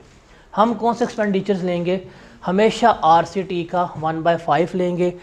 कम है, ज़्यादा है, जो भी है वही क्या किया जाएगा, लेस किया जा रहा होगा। और ये मैंडेटरी अलाउंस है, ये मैंडेटरी है, ये हर हालत में लेस होने ही होने हैं। नंबर 1। नंबर 2, रिपेयर सिर्फ बिल्डिंग के अगेंस्ट अलाउ होती है। अगर आपने कोई ओपन प्लॉट किराए पे दिया हुआ है, लैंड ज़मीन किराए पे दी हुई है, ये 7 वाला प्लॉट है, अगर ये किराए पे नहीं, कोई बिल्डिंग है, कोई बिल्डिंग या उसके साथ कोई खाली प्लॉट पड़ा हुआ है, अगर वो प्लॉट किराए पे ले लेते हैं, तो तेरी पार्किंग खड़ी करेंगे, बच्चे बच्चे आए थे ना, तो क्या उस प्लॉट का कोई रिपेयर हो रही है? कुछ नहीं हो रहा ना। तो इसलिए प्लॉट के अगेंस्ट रिपेयर चार्जेस अलाउ होते ही नहीं है, बिल्डिंग की रिपेयर्स होती है। अभी इसने लाइनें मार देनी है पेन की दीवार के ऊपर, तो ये खर्चा होगा, पेंट कराना पड़ेगा। तो बिल्डिंग की रिपेयर्स हैं, और बिल्डिंग की रिपेयर जितनी मर्जी हो वो इग्नोर होगी। हमने क्या लेना होगा, हमेशा 1/5 ऑफ RCT लेके लेस करवाना होगा। Is that clear? ये मैंडेटरी है। सवाल में वो रिपेयर के बारे में मेंशन करे या ना करे, आपने रिपेयर लेस करवानी है। उसने खाली कह रही इनकम फ्रॉम प्रॉपर्टी या प्रॉपर्टी रेंट पे दी हुई है, दिस, उसने रिपेयर के बारे में कुछ नहीं बताया, आप फिर भी रिपेयर लेस करवाएंगे। और रिपेयर सबसे पहले लेस होती है, सबसे पहले जो एक्सपेंस लेस होता है वो कौन सा है? रिपेयर है। और असूल क्या है कि 1/5 ऑफ RCT लेंगे, आप उसकी रिपेयर्स जो हैं वो लेस करवा देंगे। ठीक है, प्लॉट के अगेंस्ट रिपेयर्स अलाउ नहीं होती, सिर्फ किसके अगेंस्ट अलाउ होती हैं? बिल्डिंग के अगेंस्ट अलाउ होती है। ये चीज़ आपने याद रखनी है। सवाल पढ़ते हुए देख लेना कि सवाल किसके बारे में, प्लॉट के बारे में या कि बिल्डिंग के बारे में। बिल्डिंग के अगेंस्ट रिपेयर हमेशा अलाउ होंगी। उसके अलावा अगर आपने बिल्डिंग की इंश्योरेंस कराई हुई है, बिल्डिंग की इंश्योरेंस कोई प्रीमियम वगैरह पे कर रहे हैं, वो लेस हो जाएगी। वो यहाँ पे गिवन कर दे insurance in respect of land या प्लॉट, वो लेस नहीं होगी। इंश्योरेंस सिर्फ किसकी लेस होगी? बिल्डिंग की। उसके अलावा कोई भी टैक्सेस, कोई भी रेट, कोई भी चार्जेस जिसका ताल्लुक प्रॉपर्टी के साथ है और आप पे कर रहे हैं गवर्नमेंट को, लोकल गवर्नमेंट को, लोकल अथॉरिटी को, वो भी क्या होंगे? आपको अलाउ होंगे। अगर आपने पे नहीं किए और अगर आपके पेएबल भी हैं, मतलब आपको नोटिस आया हुआ है ये म्यूनसिपल टैक्स पे करना है प्रॉपर्टी का, ईयर ख़त्म हो गया, आपने पे नहीं किया, पेएबल है, अगर वो पेएबल है तब भी वो क्या हो जाएगा? यहाँ पे लेस हो जाएगा। क्यों? Because income from property accrual basis के ऊपर टैक्स हो रही होती है, आपकी लायबिलिटी बनेगी। आपको टाइम दे देंगे कि अगले 3 सालों में आपने एक्सपेंस पे करना है, बट आपने पे करना ही करना है। उसके अलावा ग्राउंड रेंट अगर कोई भी पे कर रहे हैं, यहाँ पे कंपनी का वर्ड लिखा हुआ है, ये कंपनी, AOP, इंडिविजुअल, तीनों के लिए। अगर ये कोई भी ग्राउंड रेंट पे कर रहे हैं तो वो भी क्या होगा? एक्सपेंस अलाउ हो जाएगा। इनकम फ्रॉम अदर सोर्स में बताऊंगा कि ग्राउंड रेंट होता क्या है, बट एज ऑफ दिस याद रखिएगा कि अगर आप कोई ग्राउंड रेंट पे कर रहे हैं तो आप उसको अपना एक्सपेंस के तौर के ऊपर लेस करवा देंगे। उसके अलावा अगर आपने कोई भी अमाउंट बोरो की है, कोई भी कर्ज़ा लिया है, चाहे आपने गिरवी रखवा के लिया है प्रॉपर्टी को, या किसी भी इस तरह के मैटर पे आपने कोई अमाउंट वगैरह बोरो की है, उसके ऊपर आप कोई प्रॉफिट, सूद वगैरह पे कर रहे हैं, और या आपने कर्ज़ा किस लिए लिया था? प्रॉपर्टी को एक्वायर करने के लिए, कंस्ट्रक्ट करने के लिए, रेनोवेट करने के लिए या रिकंस्ट्रक्ट करने के लिए। कौन सी प्रॉपर्टी? जो किराए पे दी हुई है, मतलब किराए की प्रॉपर्टी को ख़रीदने, रेनोवेट करने, कराने के लिए कोई भी कर्ज़ा लिया, उस कर्ज़े पे जो लोन पे इंटरेस्ट पे कर रहे हैं, वो इंटरेस्ट भी क्या करेंगे? अब यहाँ पे एक्सपेंस आउट कर सकते हैं। दोस्त से कर्ज़ा लिया 1 मिलियन का, प्रॉपर्टी की रेनोवेशन करानी थी, आप उसने कहा ठीक है मैं 10% इंटरेस्ट लूँगा, आप उसको 10% इंटरेस्ट पे कर रहे हैं, आप यहाँ पे लेस करवा सकते हैं। शर्त क्या है कि ये कर्ज़ा इस प्रॉपर्टी के लिए ही होना चाहिए जिसको आपने किराए पे दी है। ठीक है। उसके बाद अगर आपने house building finance corporation, HBFCs जो होते हैं या जो बैंक्स हैं, अगर आपने इनसे लोन लिया है इस्लामिक फाइनेंसिंग के तहत या HBFCs के तहत, तो ये आपसे इंटरेस्ट नहीं लेते, ये आपसे रेंटल वैल्यू ले रहे होते हैं। तो जो आप उनको रेंटल वैल्यू का शेयर पे कर रहे होते हैं, वो भी क्या कराया जाएगा? आपका एक्सपेंस अलाउ हो जाएगा। नॉर्मली क्या होता है, या आप कहते हैं जी मैंने 5 मिलियन का लोन लेना है, वो कहते हैं जी प्रॉपर्टी की वैल्यू कितनी? नहीं, प्रॉपर्टी की वैल्यू 1 करोड़ की है। वो जो 5 मिलियन का लोन लेंगे ना, वो कहेंगे ठीक है हम आपको लोन दे रहे हैं, हम आपकी प्रॉपर्टी के पार्टनर बन जाएंगे। ठीक है, ये 5 मिलियन का लोन दिया, प्रॉपर्टी के उतने % के पार्टनर बन गए हैं। फिर कहते हैं जी आपने किस्तें पे करनी है 60 किस्तें तो वो क्या डिवाइड करेंगे? 5 मिलियन को 60 पर डिवाइड करेंगे, पर मंथ आ जाएगी इंस्टॉलमेंट। ये आपने प्रिंसिपल रीपे करना है। क्योंकि हम आपसे इंटरेस्ट नहीं लेंगे, हम क्या करेंगे? हम देखेंगे इस प्रॉपर्टी की एनुअल रेंटल वैल्यू कितनी है। फॉर एग्जांपल वो कहता है इस प्रॉपर्टी की एनुअल रेंटल वैल्यू कितनी है? 1 मिलियन की है। ठीक है, हम कितने के मालिक हैं? 40% के हैं या 60% के हैं। कहता है 50% के आप मालिक हैं, 50% के हम मालिक हैं, तो इसका 50% कितना बनेगा? 5 लाख। कहता है ये हमारा शेयर है, इसको आपने 12 पे डिवाइड करना है, हर महीने ये रेंटल शेयर आपने हमें पे करते रहना है।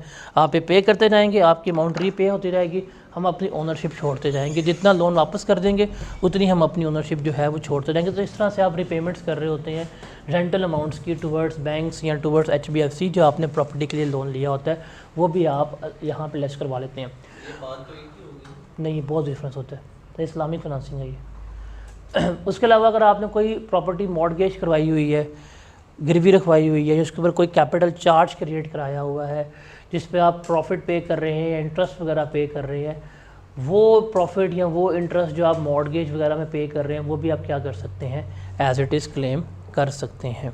ठीक है। उसके अलावा ये बड़ा मज़े का रूल है कि ये है एडमिन एक्सपेंसेस से रिलेटेड या कोई भी एक्सपेंसेस जो प्रॉपर्टी से रिलेट कर रहे हैं उनसे एसोसिएटेड। पता है प्रॉपर्टी मेंटेन की हुई है, उसके मेंटेनेंस एक्सपेंसेस, कलेक्शन चार्जेस, अगर आपने बंदे रखे हुए रेंट कलेक्ट करने के लिए उनको टीम को पे कर रहे हैं, मेंटेनेंस हो जाती है, एडमिनिस्ट्रेशन चार्जेस हैं प्रॉपर्टी को मैनेज करने के लिए पे कर रहे होते हैं। उसके अलावा कोई भी खर्चे ऐसे हैं जिनका ताल्लुक प्रॉपर्टी के साथ हो सकता है, आपने पे किए हैं फॉर द ये। अब कोई भी एक्सपेंसेस अगर आपने पे करने हैं आप वो पे कर सकते हैं, लेकिन अप टू 4% ऑफ RCT। मतलब इसमें हम क्या देखते हैं, नॉर्मली ये एडमिन एंड कलेक्शन चार्जेस में आते हैं। हम देखते हैं कि हमारे एडमिन एंड कलेक्शन चार्जेस इस प्रॉपर्टी से कितने हुए हैं, एडमिन एंड कलेक्शन चार्जेस कितने हुए हैं इस प्रॉपर्टी से रिलेटेड। एक्चुअल लेते हैं और हम कंपेयर करते हैं 4% ऑफ RCT। मतलब ये जो हमने निकाला ना RCT, इसका हम लेंगे 4%, जो इसमें से लोअर होगा वो हम क्या करवा लेंगे, एज अ एक्सपेंस क्लेम करवा लेंगे। तो एक्चुअल कितने एडमिन चार्जेस, कलेक्शन चार्जेस वगैरह किए हैं या वो तमाम अखराजात जो इस प्रॉपर्टी से रिलेट कर रहे हैं, जो इस प्रॉपर्टी से कंसर्न थे, वो लेते हैं सारे इकट्ठे। एडमिन, कलेक्शन, मैनेजमेंट जितने भी थे सारे हम यहाँ पे इकट्ठे करते हैं और उसे कंपेयर करते हैं 4% ऑफ RCT के साथ। जो इन दोनों में लोअर अमाउंट होगी वो हम क्या करवा लेंगे, लेस करवा लेंगे। Is that clear? इसको ना रीड कर लें नोट से इस पॉइंट को, वरना बाद में आप लोग ये क्या लिखा हुआ था। अंग्रेज़ी मुश्किल है, ट्रीटमेंट सिंपल है इसका।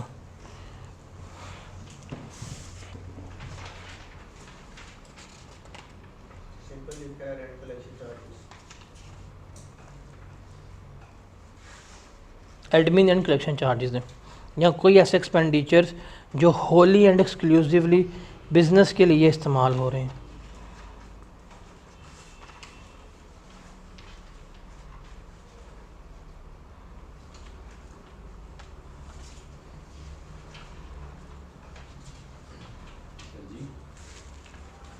लोन पे इंटरेस्ट वाला पॉइंट था, इस पे क्या नाम है, कोई भी इंटरेस्ट यूज कर सकते हैं जो मार्केट वाला चल रहा है, जो भी कोई भी हो सकता है। आपने मार्केट से लोन नहीं लिया, दोस्त से लोन ली है, वो 2% के ऊपर ले रहे हैं, आप कर सकते हैं 2%, जितना इंटरेस्ट पे कर रहे हैं एक्चुअल वो लेते हैं। वो पढ़ा था हमने अभी, सैलरी में लोन लिया था एम्प्लॉयर से, आप एम्प्लॉयर से लोन लेके प्रॉपर्टी में लगा के प्रॉपर्टी रेंट पे दे देते हैं। वहाँ पे क्या रूल होगा याद है, लिखवाया था मैंने रूल, बेंचमार्क और actual whichever is higher, वो हम यहाँ पे लेस करवा रहे होंगे। भाई बिज़नेस वहाँ पे कहा था कि सैलरी के अलावा अगर आपने लोन कहीं पे भी यूटिलाइज़ किया तो वहाँ पे असूल होगा बेंचमार्क रेट और actual whichever is higher, वो इंटरेस्ट यहाँ पे लेस करवा देंगे। पेपर पे पूछ सकता है ये सैलरी के पॉइंट में कि आपने लोन लिया, वो लोन लेके आपने प्रॉपर्टी में लगाया और प्रॉपर्टी आपने रेंट पे दी हुई है, तो उस प्रॉपर्टी में से जो इंटरेस्ट पे कर रहे होंगे वो लेस करवाएंगे। रसूल क्या होगा, एक्चुअल इंटरेस्ट जो एम्प्लॉयर को पे कर रहे हैं या benchmark rate whichever is higher, वो हम क्या करवा लेंगे, लेस करवा लेंगे। अभी हम आगे गए हैं, अभी आगे गए हैं। सभी अपनी इनकम में सारा बना दिया। 3.6 को कवर करो, share of practical interest. Simple HBFC को जो शेयर पे कर रहे हैं या बैंक्स वगैरह को रेंटल शेयर्स, वो एक्सपेंस अलाउ होता है। सिंपल सी बात है। उसके अलावा लीगल चार्जेस, प्रॉपर्टी पे केस हो गया, उसको डिफेंड करने के जो लीगल चार्जेस होते हैं आप उन्हें एक्सपेंस के तौर के ऊपर क्लेम कर सकते हैं।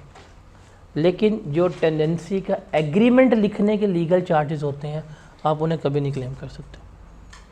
स्टाम्प लिखवाना है वो आप लीगल एक्सपेंस क्लेम नहीं कर सकते। कभी प्रॉपर्टी पे कब्ज़ा हो गया या कोई लीगल सर्विसेज हैं जो आपके प्रॉपर्टी पे लग गई हैं, आप प्रॉपर्टी को डिफेंड कर रहे हैं, वो जो अखराजात होंगे लीगल वो लेस हो सकते हैं, उसके अलावा कोई नहीं। उसके बाद point number 2, 10, the last one, the very important one, theoretically 4 number का और न्यूमेरिकली कह सकते दोनों।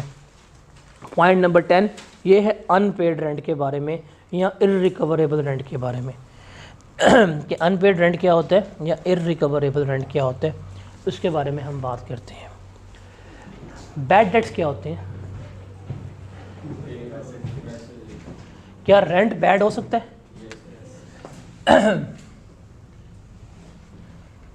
बैड डेट्स या इररिकवरेबल रेंट या अनपेड रेंट,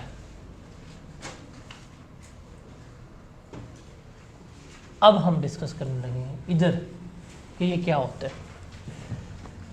आपने प्रॉपर्टी रेंट आउट की 12 महीने के लिए, पूरे 12 महीने रेंट आउट रही, आपको रेंट सिर्फ 2 महीने 10 महीने का मिला, 2 महीने का रेंट नहीं मिला, ये क्या है? आपका बैड डेट है। आप कहेंगे कि भाईजान मैंने प्रॉपर्टी 12 महीने के लिए दी थी, रेंट सिर्फ उन्हें 10 महीने का मिला, तो 10 महीने की इनकम पर टैक्स ले लो। कहेंगे नहीं, उन्होंने कहना कि भाई प्रॉपर्टी क्या 12 महीने रेंटेड है थी, हम आपसे टैक्स लेंगे, किसके ऊपर? एक्रूवल बेसिस पे लेंगे, 12 के 12 महीने की इनकम पे टैक्स लेंगे। ये तो मुझे रेंट मिला ही नहीं है, ये तो मेरा बैड डेट हो गया, ये रिकवरेबल भी नहीं है, तो अगर मैंने इसको एक्सपेंस क्लेम करना है तो कैसे कर सकता हूँ? ये कुछ कंडीशंस हैं जो फुलफ़िल मुझे करनी पड़ेंगी। अगर ये कंडीशंस फुलफ़िल हो जाएं तब मैं इररिकवरेबल रेंट को अपना एक्सपेंस क्लेम कर सकता हूँ, अदरवाइज़ वो क्लेम नहीं हो सकता। अब वो कंडीशंस कौन कौन सी हैं? सबसे पहले तो हमें साबित करना होता है कि जो टेनेंसी थी वो हमारी बोनाफाइडी थी, उसमें कोई मेलाफाइडी इंटेंशंस वगैरह इन्वॉल्व नहीं थी, कि हमने बिल्कुल नेक नीति से प्रॉपर्टी रेंट पे दी हुई थी, कोई धोखाधड़ी इस तरह कोई बीच में सीन नहीं था। नंबर 2 कि जिस टेनेंट ने, जिस किराएदार ने हमें अभी तक रेंट पे नहीं किया, जो डिफ़ॉल्टिंग टेनेंट है, उसने हमारी प्रॉपर्टी वकेट कर दी है, खाली कर दी है। अगर उसने प्रॉपर्टी खाली नहीं की और मैंने कहता हूँ मुझे रेंट नहीं मिला, मेरा बैड डेट हो गया, कहेंगे भाई जाओ चिपेड़े मारो रेंट के लो से, ऐसे ही कहेंगे ना। तो शर्त है कि अगर उसने रेंट पे नहीं किया, उसने प्रॉपर्टी हमारी खाली कर दी है। अगर प्रॉपर्टी खाली भी नहीं कर रहा, कब्ज़ा माफ़ी है, तो हमने प्रॉपर्टी खाली करवाने के लिए जो तमाम कार्रवाई थी उसका आगाज़ कर दिया हुआ है, FIR कटवा दी है, पुलिस में कंप्लेन कर दी है, या जो भी पर्चा पूछा था हमने कटवा दिया हुआ है। और ये जो बंदा जिसने आपका रेंट नहीं दिया, ये डिफ़ॉल्टिंग टेनेंट, ये आपकी पूरे मुल्क में किसी और प्रॉपर्टी के ऊपर भी काबज़ नहीं होना चाहिए। वो ना आपके जी लाहौर में डिफ़ॉल्टिंग टेनेंट है, मियाँ वाली में आपने उसको पूरा महल दिया हुआ है, ऐसा नहीं होना चाहिए। वो आपकी किसी प्रॉपर्टी की ऑक्यूपेशन में ना होना, और आपने उसके अगेंस्ट तमाम लीगल प्रोसीडिंग स्टार्ट कर दी हैं for the recovery of unpaired rent, मतलब केस कर दी है, अदालत ले गए हैं कि हम तेरे से बैड डेट रिकवर करवा लेंगे। या अगर आपको यकीन हो गया है कि जो हम लीगल प्रोसीडिंग्स शुरू करने फ़ायदा कोई ना वो बड़े बंदे हैं, अगर आपको यकीन है, या तो कार्रवाई का आगाज़ हो गया या आपको लग रहा है कार्रवाई फिजूल है, पैसे पूसे नहीं मिलने। और सबसे इम्पॉर्टेंट कि ये जो अनपेड रेंट है ये प्रीवियसली आपकी इनकम का पार्ट बना होना चाहिए। अगर ये तमाम कंडीशंस फुलफ़िल हो जाएं तो फिर आप क्या कर सकते हैं, फिर आप इसको as a bad debt claim कर सकते हैं। अब आखिरी पॉइंट का मतलब क्या है कि आखिरी पॉइंट का मतलब है कि 2022 में आपने प्रॉपर्टी रेंट पे दी हुई थी, आपने प्रॉपर्टी रेंट पे दी हुई थी 12 महीने के लिए, आपको रेंट रिसीव हुआ 9 मंथ्स का। कितने मंथ्स का रेंट रिसीव नहीं हुआ? 3 मंथ्स का। लेकिन जब 22 की आपने इनकम डिक्लेयर की होगी तो क्या आपने 9 महीने की इनकम बताई होगी? नहीं ना। आप क्या बताएंगे? आप अपनी 12 महीने की इनकम भी बताएंगे कि यार ये मेरी इनकम है, ये इतनी मेरी प्रॉपर्टी बनती है। हालांकि आपको 3 महीने का रेंट नहीं मिला, कहेंगे हमारा केस है। तो इस साल आपने ये 3 महीने का जो रेंट आपको नहीं मिला था वो भी आपने अपनी इनकम में शो किया और 12 की 12 महीने की इनकम के ऊपर टैक्स दे दिया। अब आ गया नेक्स्ट ईयर, वो कौन सा था, 2023, ठीक है। इस 2023 में आपने कहा कि यार खुदा का खौफ करो, पिछले साल मुझे 3 महीने का रेंट नहीं मिला था, वो मेरा बैड डेट हो गया। उसने कहा बैड डेट हुआ है, क्या ये तमाम कंडीशंस पूरी होती हैं? क्या आपकी टेनेंसी बोनाफाइड थी? जी बोनाफाइड थी। क्या उसने प्रॉपर्टी वेकेट कर दी है? जी प्रॉपर्टी वेकेट कर दी है। लीगल स्टेप्स ले लिए हैं? जी लीगल स्टेप्स ले लिए हुए हैं। केस कर दिया? जी केस कर दिया हुआ है। क्या ये जो आज तुम कह रहे हो बैड डेट मैंने क्लेम करना है 2023 में, क्या प्रीवियसली उसको अपनी इनकम का पार्ट बनाया था? आपने कहा हाँ भैया पिछले साल 9 महीने का रेंट रिसीव हुआ है, मैंने 12 के 12 महीने का अपना रेंट डिक्लेयर किया है, मैं इस 3 महीने जो मुझे रिकवर हुए ही नहीं थे मैं उस पर भी इनकम का अपना टैक्स पे कर चुका हूँ। तो प्रीवियसली आप उसको अपनी इनकम का पार्ट बना चुके थे। तो अब क्या कहेगा, ठीक है हमें लग रहा है कि आप सच बोल रहे हैं, तो ये जो अनपेड रेंट था 2023 में आप इसे क्या कर लेंगे, आप इसको अपना एक्सपेंस क्लेम कर लेंगे। नहीं सेम ईयर कभी नहीं होता बैड डेट, टैक्स में सेम ईयर में कभी भी बैड डेट नहीं होता, बिकॉज यही रूल हमने इनकम फ्रॉम बिजनेस में जाके बैड डेट के पढ़ने, इनकम फ्रॉम बिजनेस में भी हमने यही रूल पढ़ने जाके बैड डेट का, सेम ईयर बैड डेट नहीं हो सकता। कहते हैं तुम रिकवर कराओ, तुम्हारी गलती है, अगले साल तुम उसे क्या करोगे, बैड डेट क्लेम कर सकते हो। तो प्रीवियसली 2022 में 12 के 12 महीने की इनकम शो की, 23 में कहा कि यार वो अभी तो 3 माह नहीं मिले, काइंडली मुझे अलाउ कर दें। तो उसने कहा ठीक है तमाम कंडीशन फुलफिल हुई हैं, वाकई प्रीवियसली आपने अपनी इनकम का पार्ट बनाया था, अब हम इसे क्या करते हैं आपको एक्सपेंस शो करवा देंगे, आप इसको अपनी डिडक्शन के तौर के ऊपर क्लेम कर सकते हैं। ये डिपेंड करता है कॉन्ट्रैक्ट क्या, इस पर लॉ कुछ नहीं कहा, लॉ ने कुछ नहीं कहा। लॉ ने कहा कि अक्रूवल बेसिस के ऊपर है, उनको 12 महीने से है कि 12 महीने का हमें रेंट चाहिए, चाहे एडवांस में चाहे वो हो, उसका कंसर्न नहीं है हमारा।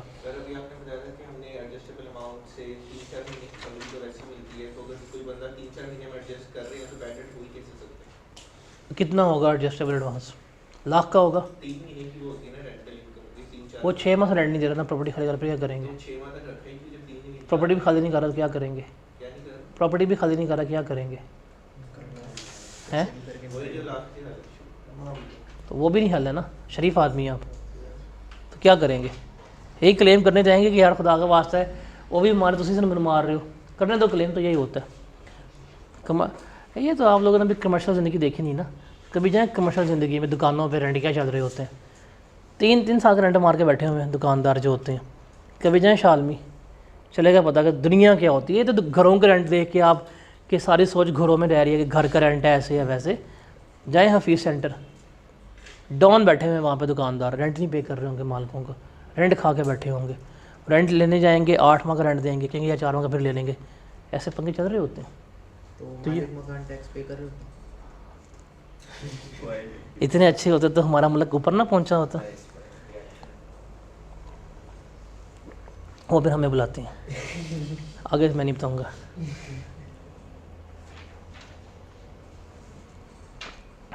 आगे पैसे लेके, आगे बताने के पैसे लेके। हाँ आगे चले, ये एग्जाम्पल पढ़े, एग्जाम्पल नंबर दिस वन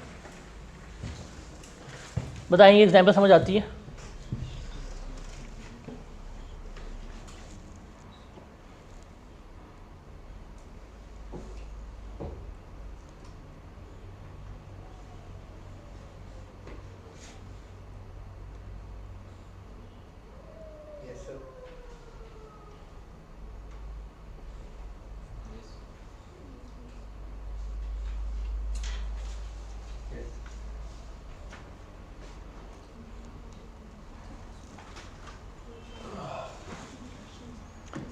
ये समझ आती है? कर लोगे? आगे चलूँ मैं? ये सवाल नज़र आ रहा है? ये एक डिटेल्ड कम्प्लेक्स क्वेश्चन है जो इससे रिलेट कर रहा है, इसको हम बोर्ड पे सॉल्व करते हैं। हम सवाल रीड करें, मैं बोर्ड रेज करता हूँ। आपके पास यहाँ पे लिखा होगा एग्जाम्पल नंबर 6 मुबीन वाला सवाल है, इसको ज़रा देखें, हम इसको देखते हैं। गुलजार है कि मुबीन है? चल गुलजार कर लो, इसमें बहुत बड़ी बात है।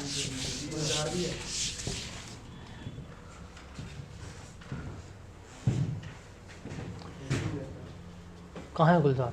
वो थर्ड लास्ट लाइन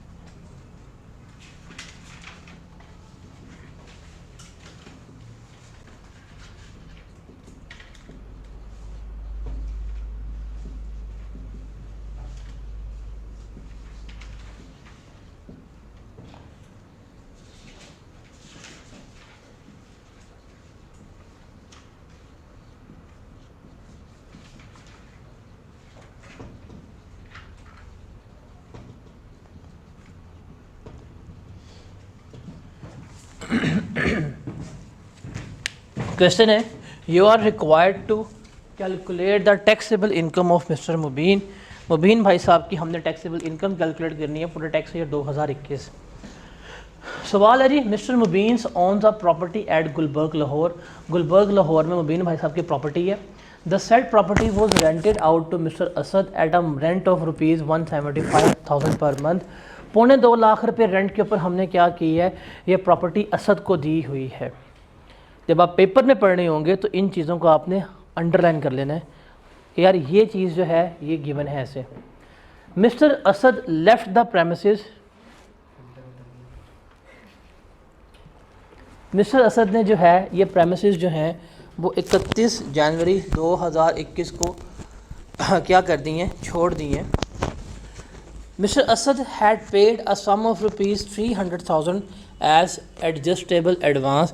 उसने 3 लाख जो है था वो एज एन एडजस्टेबल एडवांस जमा करवाया था 2018 में। Mister Mubeen return the set advance on his departure. जब वो गया तो उसने कहा बाबुल की दुआएं लेते जा, ये तेरे पैसे मिले और निकलता हो। The said property remained vacant in the month of February, और वो प्रॉपर्टी खाली रही फरवरी के महीने में। Thereafter, Mr. Gulzar has taken the possession of the said property at a monthly rent of ₹2,20,000। गुलजार साहब ने वो प्रॉपर्टी रेंट पे ले ली। पर मंथ रेंट कितना था, 2,20,000, और उसने कितना पे किया, 3.5 लाख पे किया as a security. Mister Mubeen incurred following expenses in connection with the said rented property. ये उसने खराजात किए हैं। इनको चीज़ों को अंडरलाइन किया करें, पेपर पे अंडरलाइन करना सीखें कि रेलेवेंट इन्फॉर्मेशन कौन सी है, ताकि दोबारा पढ़ते हुए आपको सवाल पूरा ना पढ़ना पड़े। ठीक है। अब उसने इंश्योरेंस प्रीमियम पे किया 180 का, प्रॉपर्टी टैक्स पे किया 80 का, सैलरी पे किया, कलेक्शन ऑफ रेंट की 60,000 रुपये की, बैंक चार्जेस हैं कलेक्शन ऑफ रेंट के 20,000 रुपये के, fee to lawyer for execution of rent agreement pay किया 50,000 रुपये की। इसके अलावा his income from salary is ₹5 lakh and business income से कितनी है, 1 लाख है। इसने ज़कात पे की है 45,000 रुपये की अंडर द ज़कात ऑर्डिनेंस। हमने इसकी इनकम कैलकुलेट करनी है। तो दिस इज़ द क्वेश्चन। सारा किसकी वर्किंग है, प्रॉपर्टी की वर्किंग है। इसको हमने क्या करना है, सॉल्व करना है। लेकिन 2 इनकम तो बड़ी आसान है, वो हम क्या कर लेंगे, फौरी तौर पर लिख लेंगे। एक है इनकम फ्रॉम सैलरी और दूसरी है income from business. Income from salary कितनी है, 500 रुपये, 5 लाख रुपये। और इनकम फ्रॉम बिजनेस कितनी है,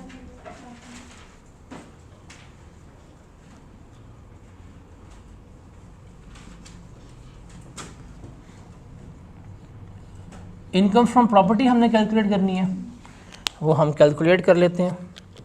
इनकम फ्रॉम प्रॉपर्टी,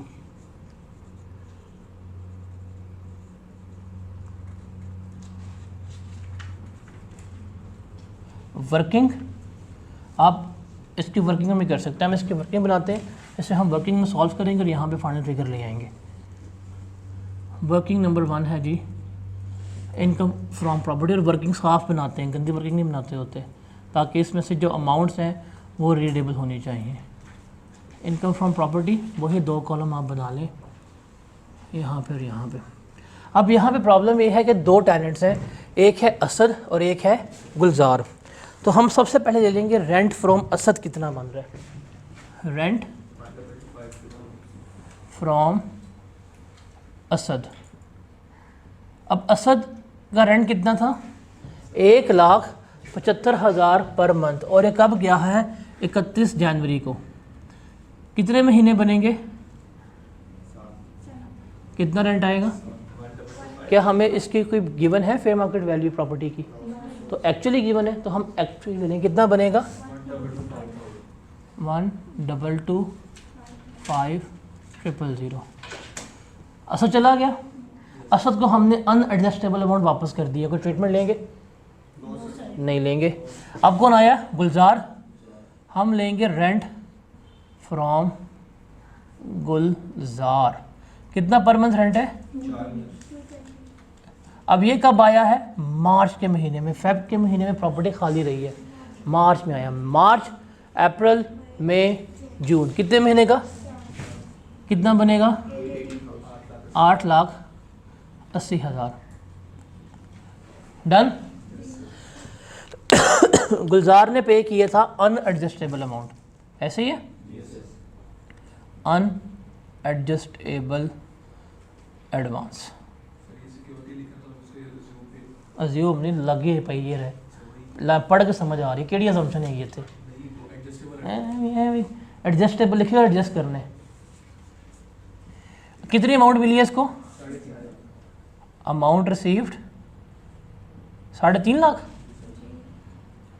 यहाँ लिख ली, लेस करेंगे अमाउंट ऑलरेडी टैक्स्ड।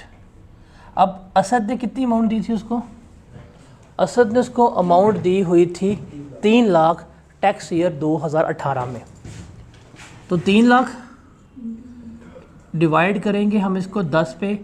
अब देखिए 18 में आपने इसको इनकम का पार्ट बनाया, 19 में बनाया, 20 में बनाया, 3 साल आपने उसको इनकम का पार्ट बनाया। या किस साल जा रहा छोड़ के, 21 में। तो जिस साल जाएगा उस साल तो हम इससे अपनी इनकम का पार्ट नहीं बनाएंगे, ऐसे ही है। तो वो किस ईयर आया था, वो टैक्स ईयर 18 में आया था।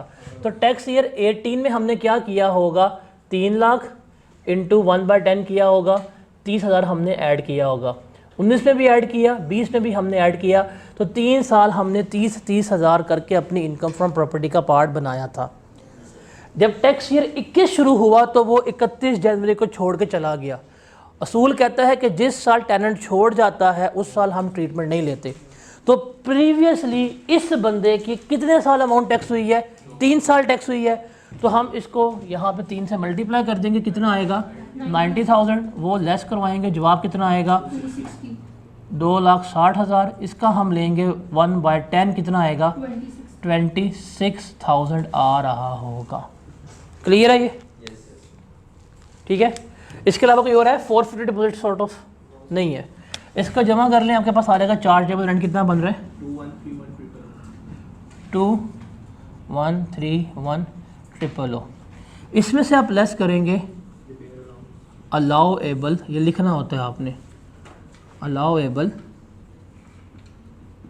डिडक्शंस। रिपेयर गिवन है, कुछ भी बताया, बट मैंने यहाँ पे रिपेयर लेनी है 1/5 ऑफ RCT 21 कितनी आएगी 426,200। अब इसके अलावा जो हमारे बाकी एक्सपेंसेस है वो लेंगे। इंश्योरेंस पे की है इसने, कितनी पे की है, और इसके बाद कितना पे की है,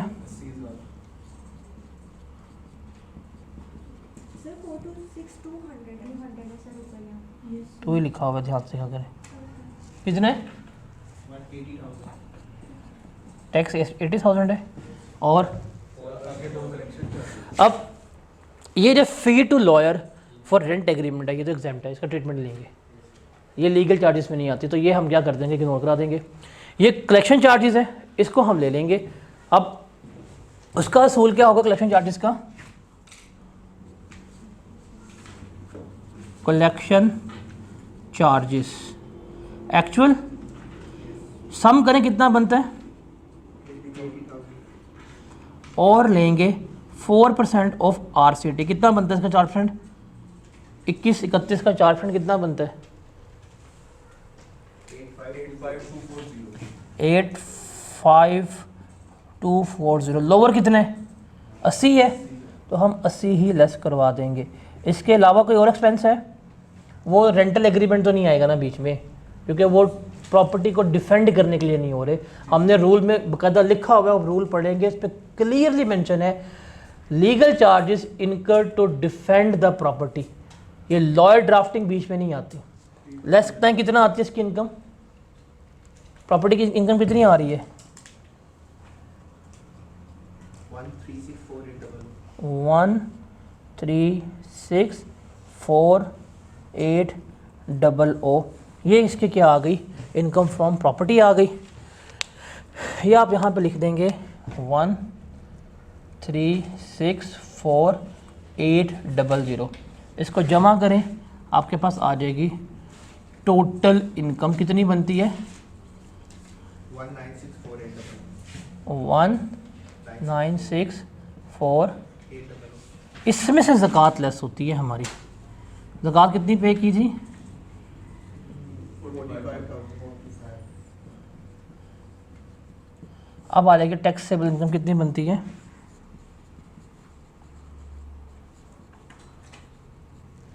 1919,800। ये इसकी टैक्सेबल इनकम बन रही है मिस्टर मुबीन की टैक्स ईयर 2021 के लिए। जी जनाब, ज़कात हमेशा टोटल बिल करेंगे, फ्राइडे को डिस्कस कर रहे होंगे हम ये। क्या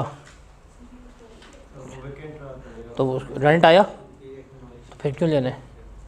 जब प्रॉपर्टी खाली है, कोई बंदा नहीं है, तो क्यों रेंट लेना है मैंने उसका? अक्रूवल क्या मतलब होता है? अक्रूवल का इनकम इनकर होनी चाहिए। क्या इनकम इनकर हो रही है तो फिर क्यों लेना है?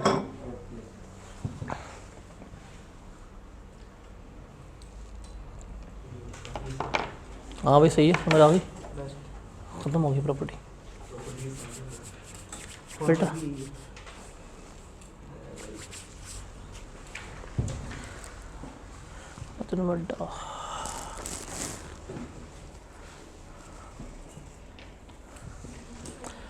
आगे कंसेप्ट आता है को ओनरशिप का।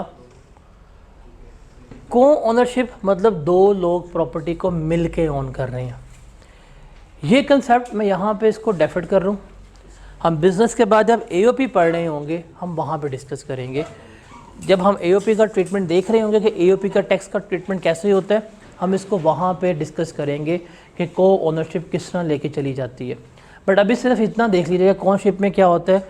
दो बंदे मिल के प्रॉपर्टी को ओन कर रहे हैं, जो जिसका जितना शेयर होगा प्रॉपर्टी का वो हम उनको दे देंगे, वो ख़ुद अपनी इनकम में ऐड करेंगे और ख़ुद उसके ऊपर टैक्स पे कर रहे होंगे।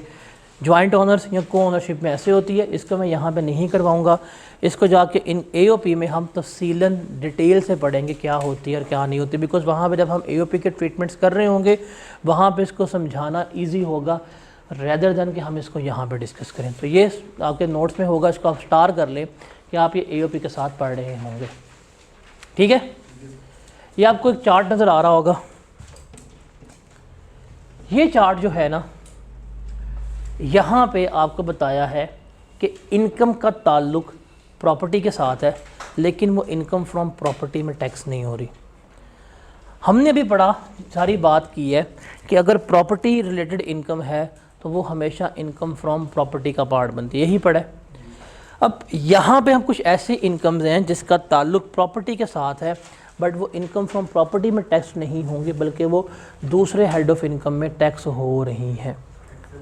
कौन कौन सी हैं? जैसे एग्रीकल्चर प्रॉपर्टी, ज़रूरी ज़मीन, उससे जो प्रॉपर्टी आती है इनकम वो एग्जेम्प्ट होती है, उसका कोई ट्रीटमेंट नहीं होता, उस पर टैक्स नहीं है।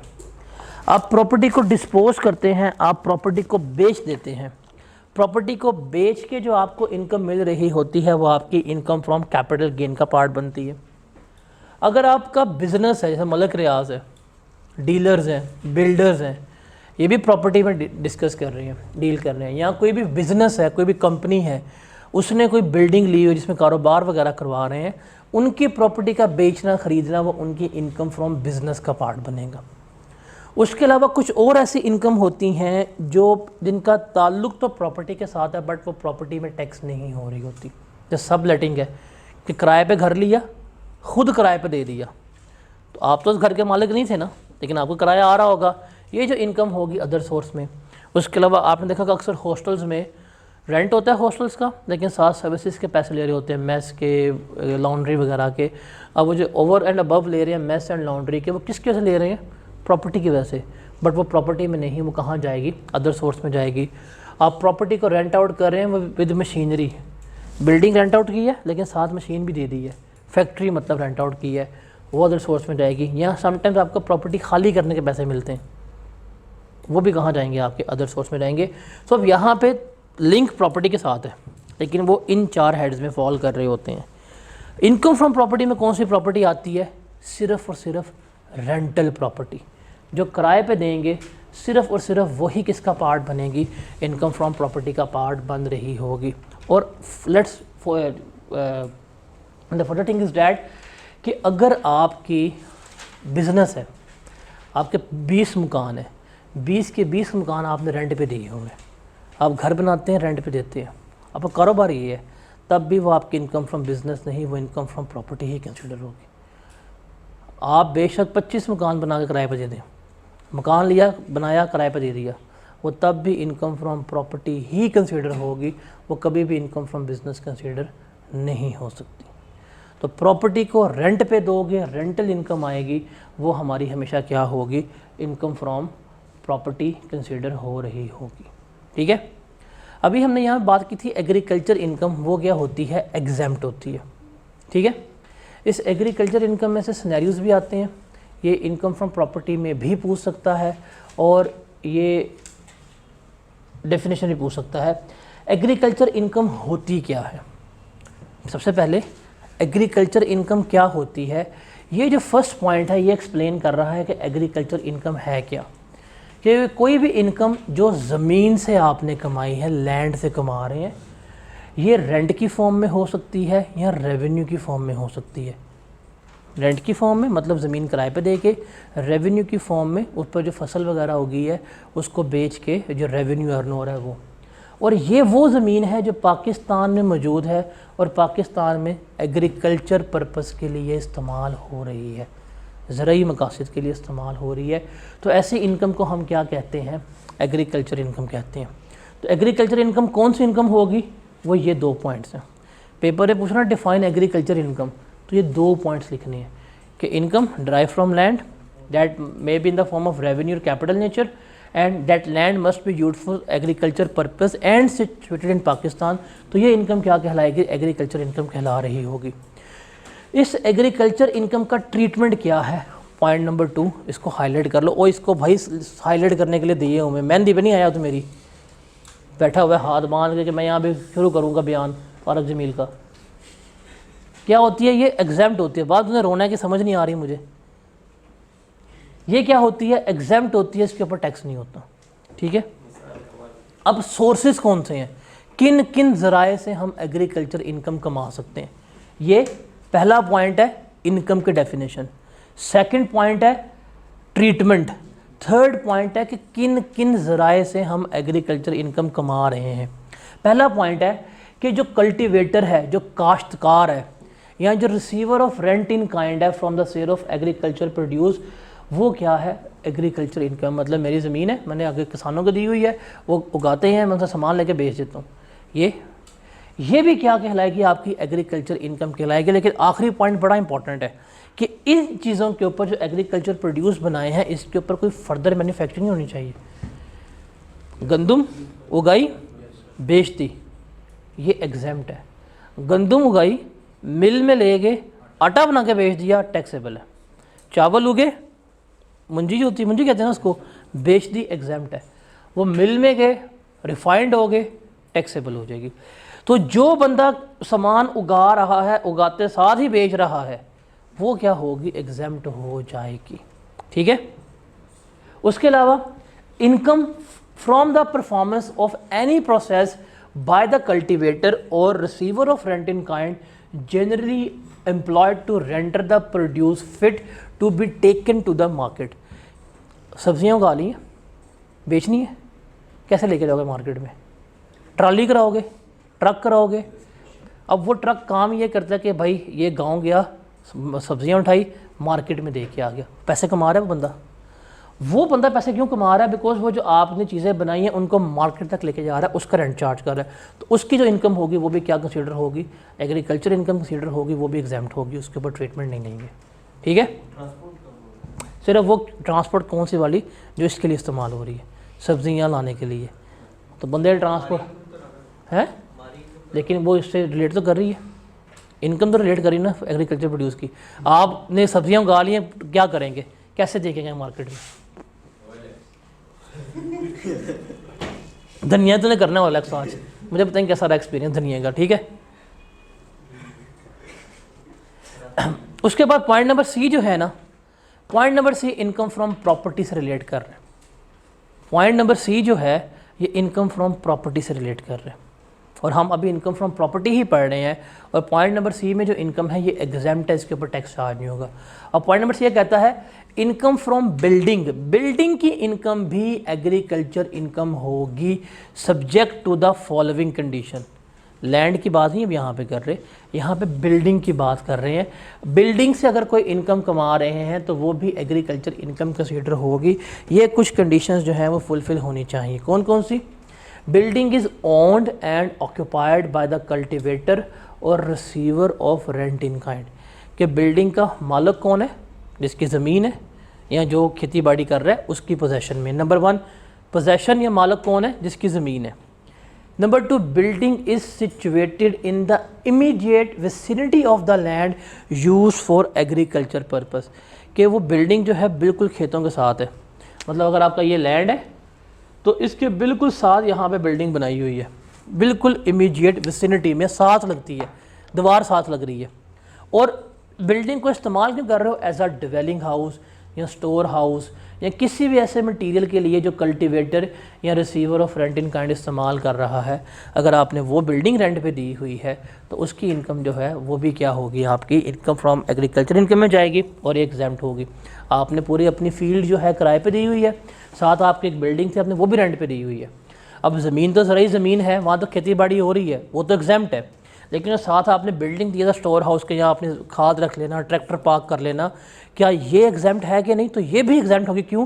बिकॉज इस बिल्डिंग का ताल्लुक किसके साथ था? इस लैंड के साथ था, ये इन्हीं मकासद के लिए इस्तेमाल हो रही है। तो इस बिल्डिंग से जो आपको रेंट मिल रहा होगा वो भी क्या होगा, एग्जाम्प्ट होगा। तो ये एग्रीकल्चर इनकम है। पॉइंट नंबर सी जो है वो इनकम फ्रॉम प्रॉपर्टी से रिलेट कर रहा है। ठीक है। उसके बाद है सेल्फ हायरिंग। सेल्फ हायरिंग का कंसेप्ट इनकम फ्रॉम सैलरी का था, बट मैंने वहाँ पे नहीं करवाया, मैं यहाँ पे करवाऊँगा इसको, बिकॉज प्रॉपर्टी हमने पढ़ ली है। ज़रा सेल्फ हायरिंग लिखा हुआ है नोट्स पे, इसको ज़रा एक दफ़ा नोट्स से रीड करें, बताएं कुछ समझ तो नहीं आती? इसे कहते हैं जीनियस।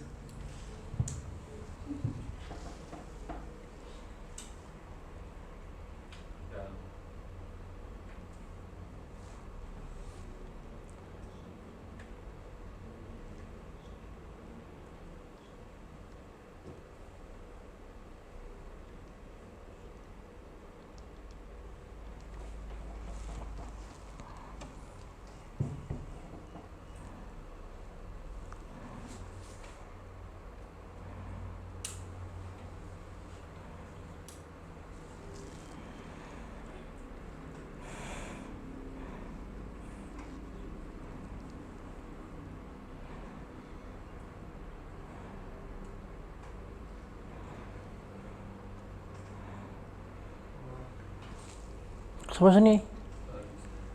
अड्डा तो रह गया आइंस्टाइन। तो आ गई है पेपर में देखे आया था मुझे, कैसे पढ़े सभी इसको हिफ्ज हो गया। तो फिर पढ़ क्यों रहे ऐसे? कोशिश कर रहा था। हाँ हाँ हाँ, try hard, better late next time. उन्हीं की बिल्डिंग उन्हीं को दे दी ऊपर से। हाँ, उन्हीं की बिल्डिंग उन्हीं को दे दी, उनसे पैसे भी ले लिए। इतना तो रह गया आसिफ अली जरदारी। हाँ भी समझ नहीं आई। पेपर पास इसको समझ आ गई है, ये मुझे समझ नहीं आई, इसको समझ आ गई है। आप लोग रीड कर रहे हैं कि प्रिटेंडिंग टू रीड, कि पेन रख लेंगे बस रीड हो रहा है, ठीक है डेट्स इट।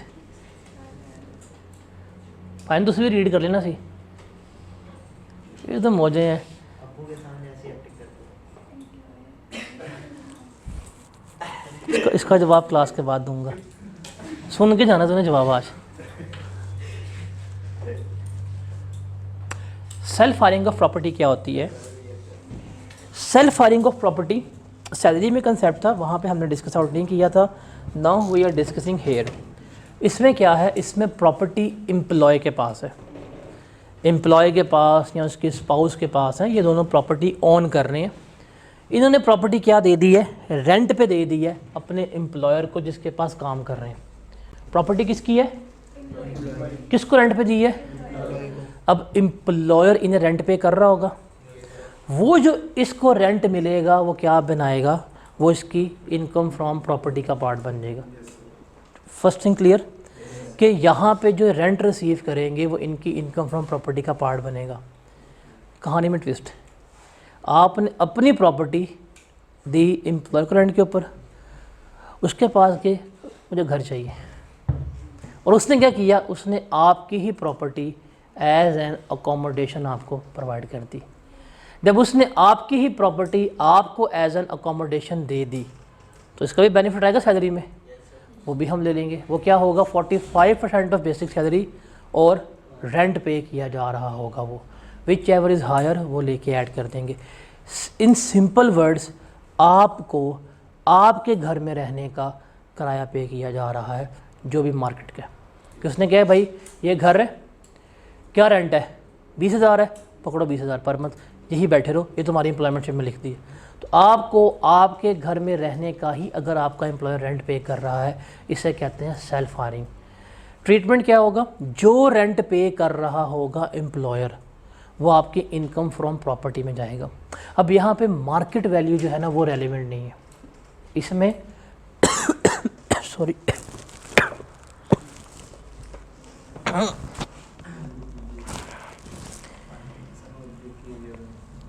गले को लग जाए। इसमें जो मार्केट वैल्यू जो है वो इरेलीवेंट है, बिकॉज एम्प्लॉयर कभी भी मार्केट का रेंट पे नहीं करेगा। क्योंकि पागल हूँ, तू तेरे घर में बैठा हुआ है, रेंट मैं पे कर रहा हूँ और मार्केट बेस पे करूँगा सही पे करूँगा, बट लेस देन मार्केट पे कर रहा होगा। तो जितना रेंट पे करेगा हम एक्चुअल रेंट ट्रीट कर लेंगे, फेयर मार्केट वैल्यू जो है वो यहाँ पे क्या हो जाएगी, इररेलेवेंट हो जाएगी। बेशक वो 45% वाला रूल हो या इनकम फ्रॉम प्रॉपर्टी हो, एक्चुअल देते हैं। ठीक है पुत्र, आई कैप्शन तू एनजी बहने सवाल जरा जैसे कर रहा होगा ना फिर मुझे बताई, ठीक है। इसको रीड करें, आ जाए जी। एडजस्टमेंट्स बताते हैं क्या क्या ट्रीटमेंट है, क्या क्या ट्रीटमेंट नहीं है।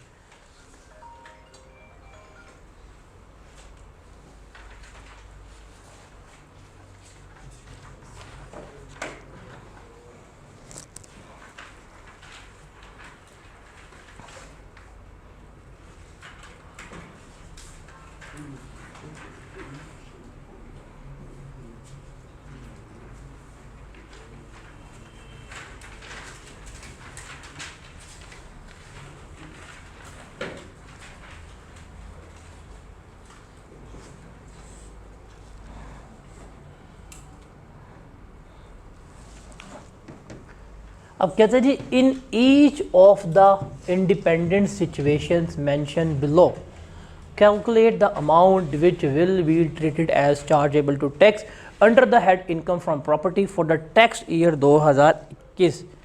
Mister Bilal received rent of ₹50,000 per month during the tax year 2021 when the fair market rent of the property was ₹60,000 per month.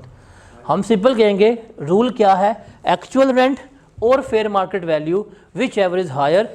In that particular case fair market value 60,000 की है तो हम 60,000 इंटू 12 करेंगे और 7,20,000 जो है वो इसकी इनकम फ्रॉम प्रॉपर्टी ट्रीट हो जाएगी।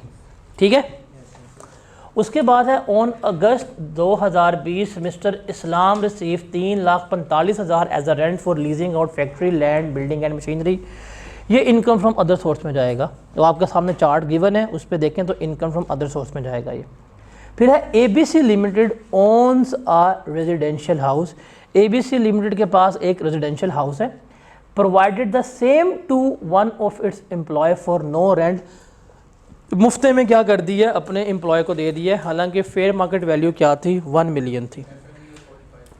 इसमें दो पर्सपेक्टिव से बताएंगे, एक एम्प्लॉय के पर्सपेक्टिव से उसको अकोमोडेशन दी गई है, वो बेनिफिट ऐड होगा, और कंपनी के कहेंगे हाँ भाई प्रॉपर्टी कहाँ पे है जी, एम्प्लॉय को दे दी है, ले रहे हो पैसे, नहीं ले रहे, दो रेंटल इनकम। क्यों? रूल है एक्चुअल रेंट और फेयर मार्केट वैल्यू। आप एक्चुअल ज़ीरो ले रहे हैं तो फेयर मार्केट वैल्यू जो है वही क्या हो जाएगी, आपकी रेंटल इनकम ट्रीट हो जाएगी। ठीक है। अगर एम्प्लॉयर का तो अपना हाउस है वो किसी एम्प्लॉय को देता है तो उसके ऊपर वो रेंट चार्ज करेगा। अगर वो घर ऑलरेडी रेंट पे दिया हुआ था पहले, तब रेंटल चार्ज होगा। आपने पहले मार्केट में इस बंदे को घर रेंट पे दिया हुआ था, इसको निकाल दिया कि जा झुग्गियों में सड़कों पर रहे, और क्या किया आपने, अपने एक एम्प्लॉय को दे दिया घर फ्री में। कहेंगे पागल हो, तुम्हें इनकम आ रही थी, तुमने इसको फ्री में दे दी है, कोई मसला नहीं है, हम तुम्हारी इनकम चार्ज कर लेंगे, हम तुमसे टैक्स ले लेंगे। उसके बाद है 1 जुलाई 2020 mister Hamza receive 2 year advance rent of rupees 1.5 million. 2 साल का एडवांस रेंट ले लिया। जौन सा रेंट जिस साल से होगा उस साल टैक्स हो जाएगा। 15 लाख मतलब 2 साल का, 2 पर डिवाइड करेंगे, 21 से बनता है 7.5 लाख रुपया, तो इस साल वो क्या हो जाएगा, 7.5 लाख रुपया मिल जाएगा। Mister Usman own 75 acres of agriculture land in Mirpur. He did not cultivate the land himself and during the tax year 21 receive annual rent of rupees 25 lakh from the tenant cultivating the land. Agriculture income exempt हो जाएगी। ये ज़रा chart देखें, बताएं समझ तो नहीं आता।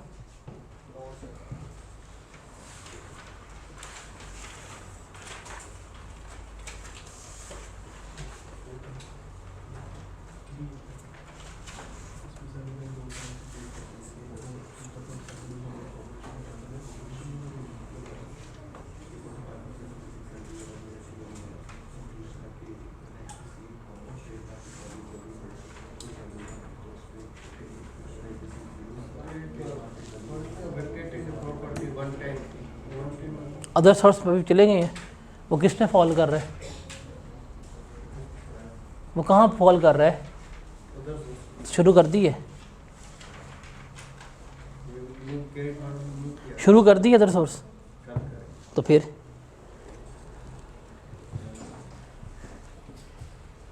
ये जो पूरी हमने सैलरी प्रॉपर्टी पढ़ी है ना, उसका ये समरी है। ये 1 पेजर पे जितनी बातें लिखी अगर आपको आती हैं, आपको इनकम फ्रॉम प्रॉपर्टी आता है, अगर हमारा बैटरी रिकवर हो जाए तो उसे हम इनकम फ्रॉम प्रॉपर्टी में ऐड कर देंगे। जिस साल रिकवरी होगी उसी साल उसको ऐड कर देंगे। भाई मैं बोल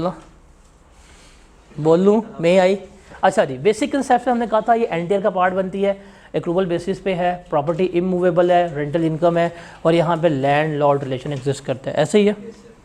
फिर हमने कहा कि इसमें अदर कंसेप्ट हमने देखे थे, एग्रीकल्चर इनकम एग्जेम्प्ट होती है, सेल्फ फायरिंग और कोऑनरशिप।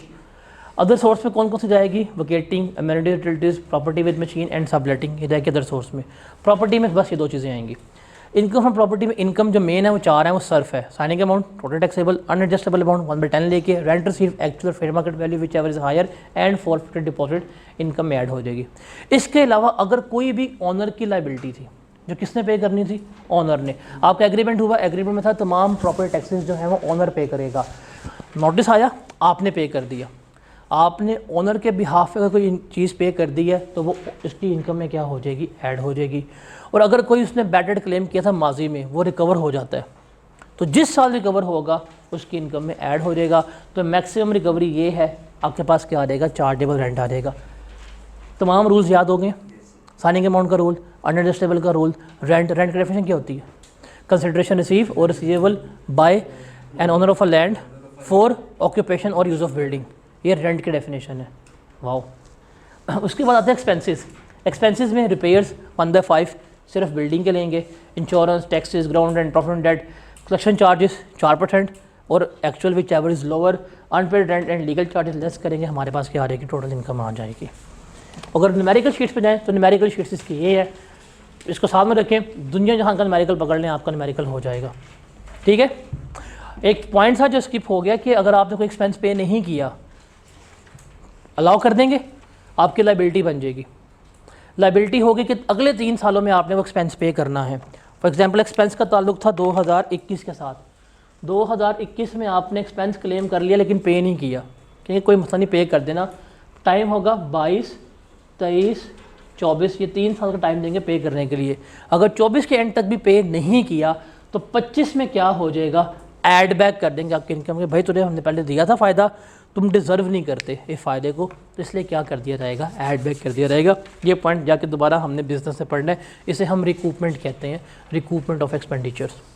ठीक है, यहाँ पे इनकम फ्रॉम प्रॉपर्टी सारा कंप्लीट हो गया। मुश्किल था आप लोगों के लिए, ये दो पेजेस रेलेवेंट है ख़ासतौर पर। इसमें जितने रूल्स लिखे अगर आपको आते हैं ना, समझ आती है, पेपर पास है।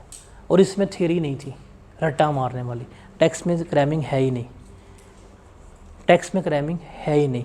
वाहिद एक डेफिनेशन थी, वो रेंट की थी, और वो भी क्रैम नहीं करने कह रहा, 3 बुलेट्स लिखवा दी हैं, वो लिख लेना, नंबर मिल जाएंगे। अब ये समरी शीट सामने रख लेना, आपके साथ ये पास पेपर्स हैं, इनको सॉल्व करना शुरू करें, आपसे हो जाएंगे। पास पेपर सॉल्व करना शुरू करें, आपसे हो जाएंगे। कल वाइट पे हम एक आधा पास पेपर डिस्कस करके, क्योंकि अभी जो एग्जांपल ये की ना, ये वाली एग्जांपल, ये फुल फ्लेज क्वेश्चन है जो हमने डिस्कस किया हुआ है। मैं जब अदर सोर्स कंप्लीट करा लूँगा ना कैपिटल गेन के बाद, फिर मैं इसके पास पेपर्स पे आऊँगा, बिकॉज इन सवालों में अदर सोर्स के एडजस्टमेंट जो हैं वो बहुत ज़्यादा हैं। तो कल हम इंशाल्लाह कैपिटल गेन शुरू करेंगे और ख़त्म भी गाली करेंगे, बिकॉज अभी छोटा सा है, सबसे मुश्किल समझा जाता है। और माइट भी इस वही आपका तो लॉ ख़त्म हो गया ना, बिजनेस लॉ कब ख़त्म हो रहा है, मुझे पता था आप साहब ने कुछ, मुझे तुम्हारे पास, हाँ मुझे सारा पता है, हाँ मुझे सारा पता है। रात को मैं उनके पास यहाँ बैठा 3 बजे तक, रात को वो और मैं 3 बजे घर गए हैं। ठीक है, गार्ड था वरना हो जाता।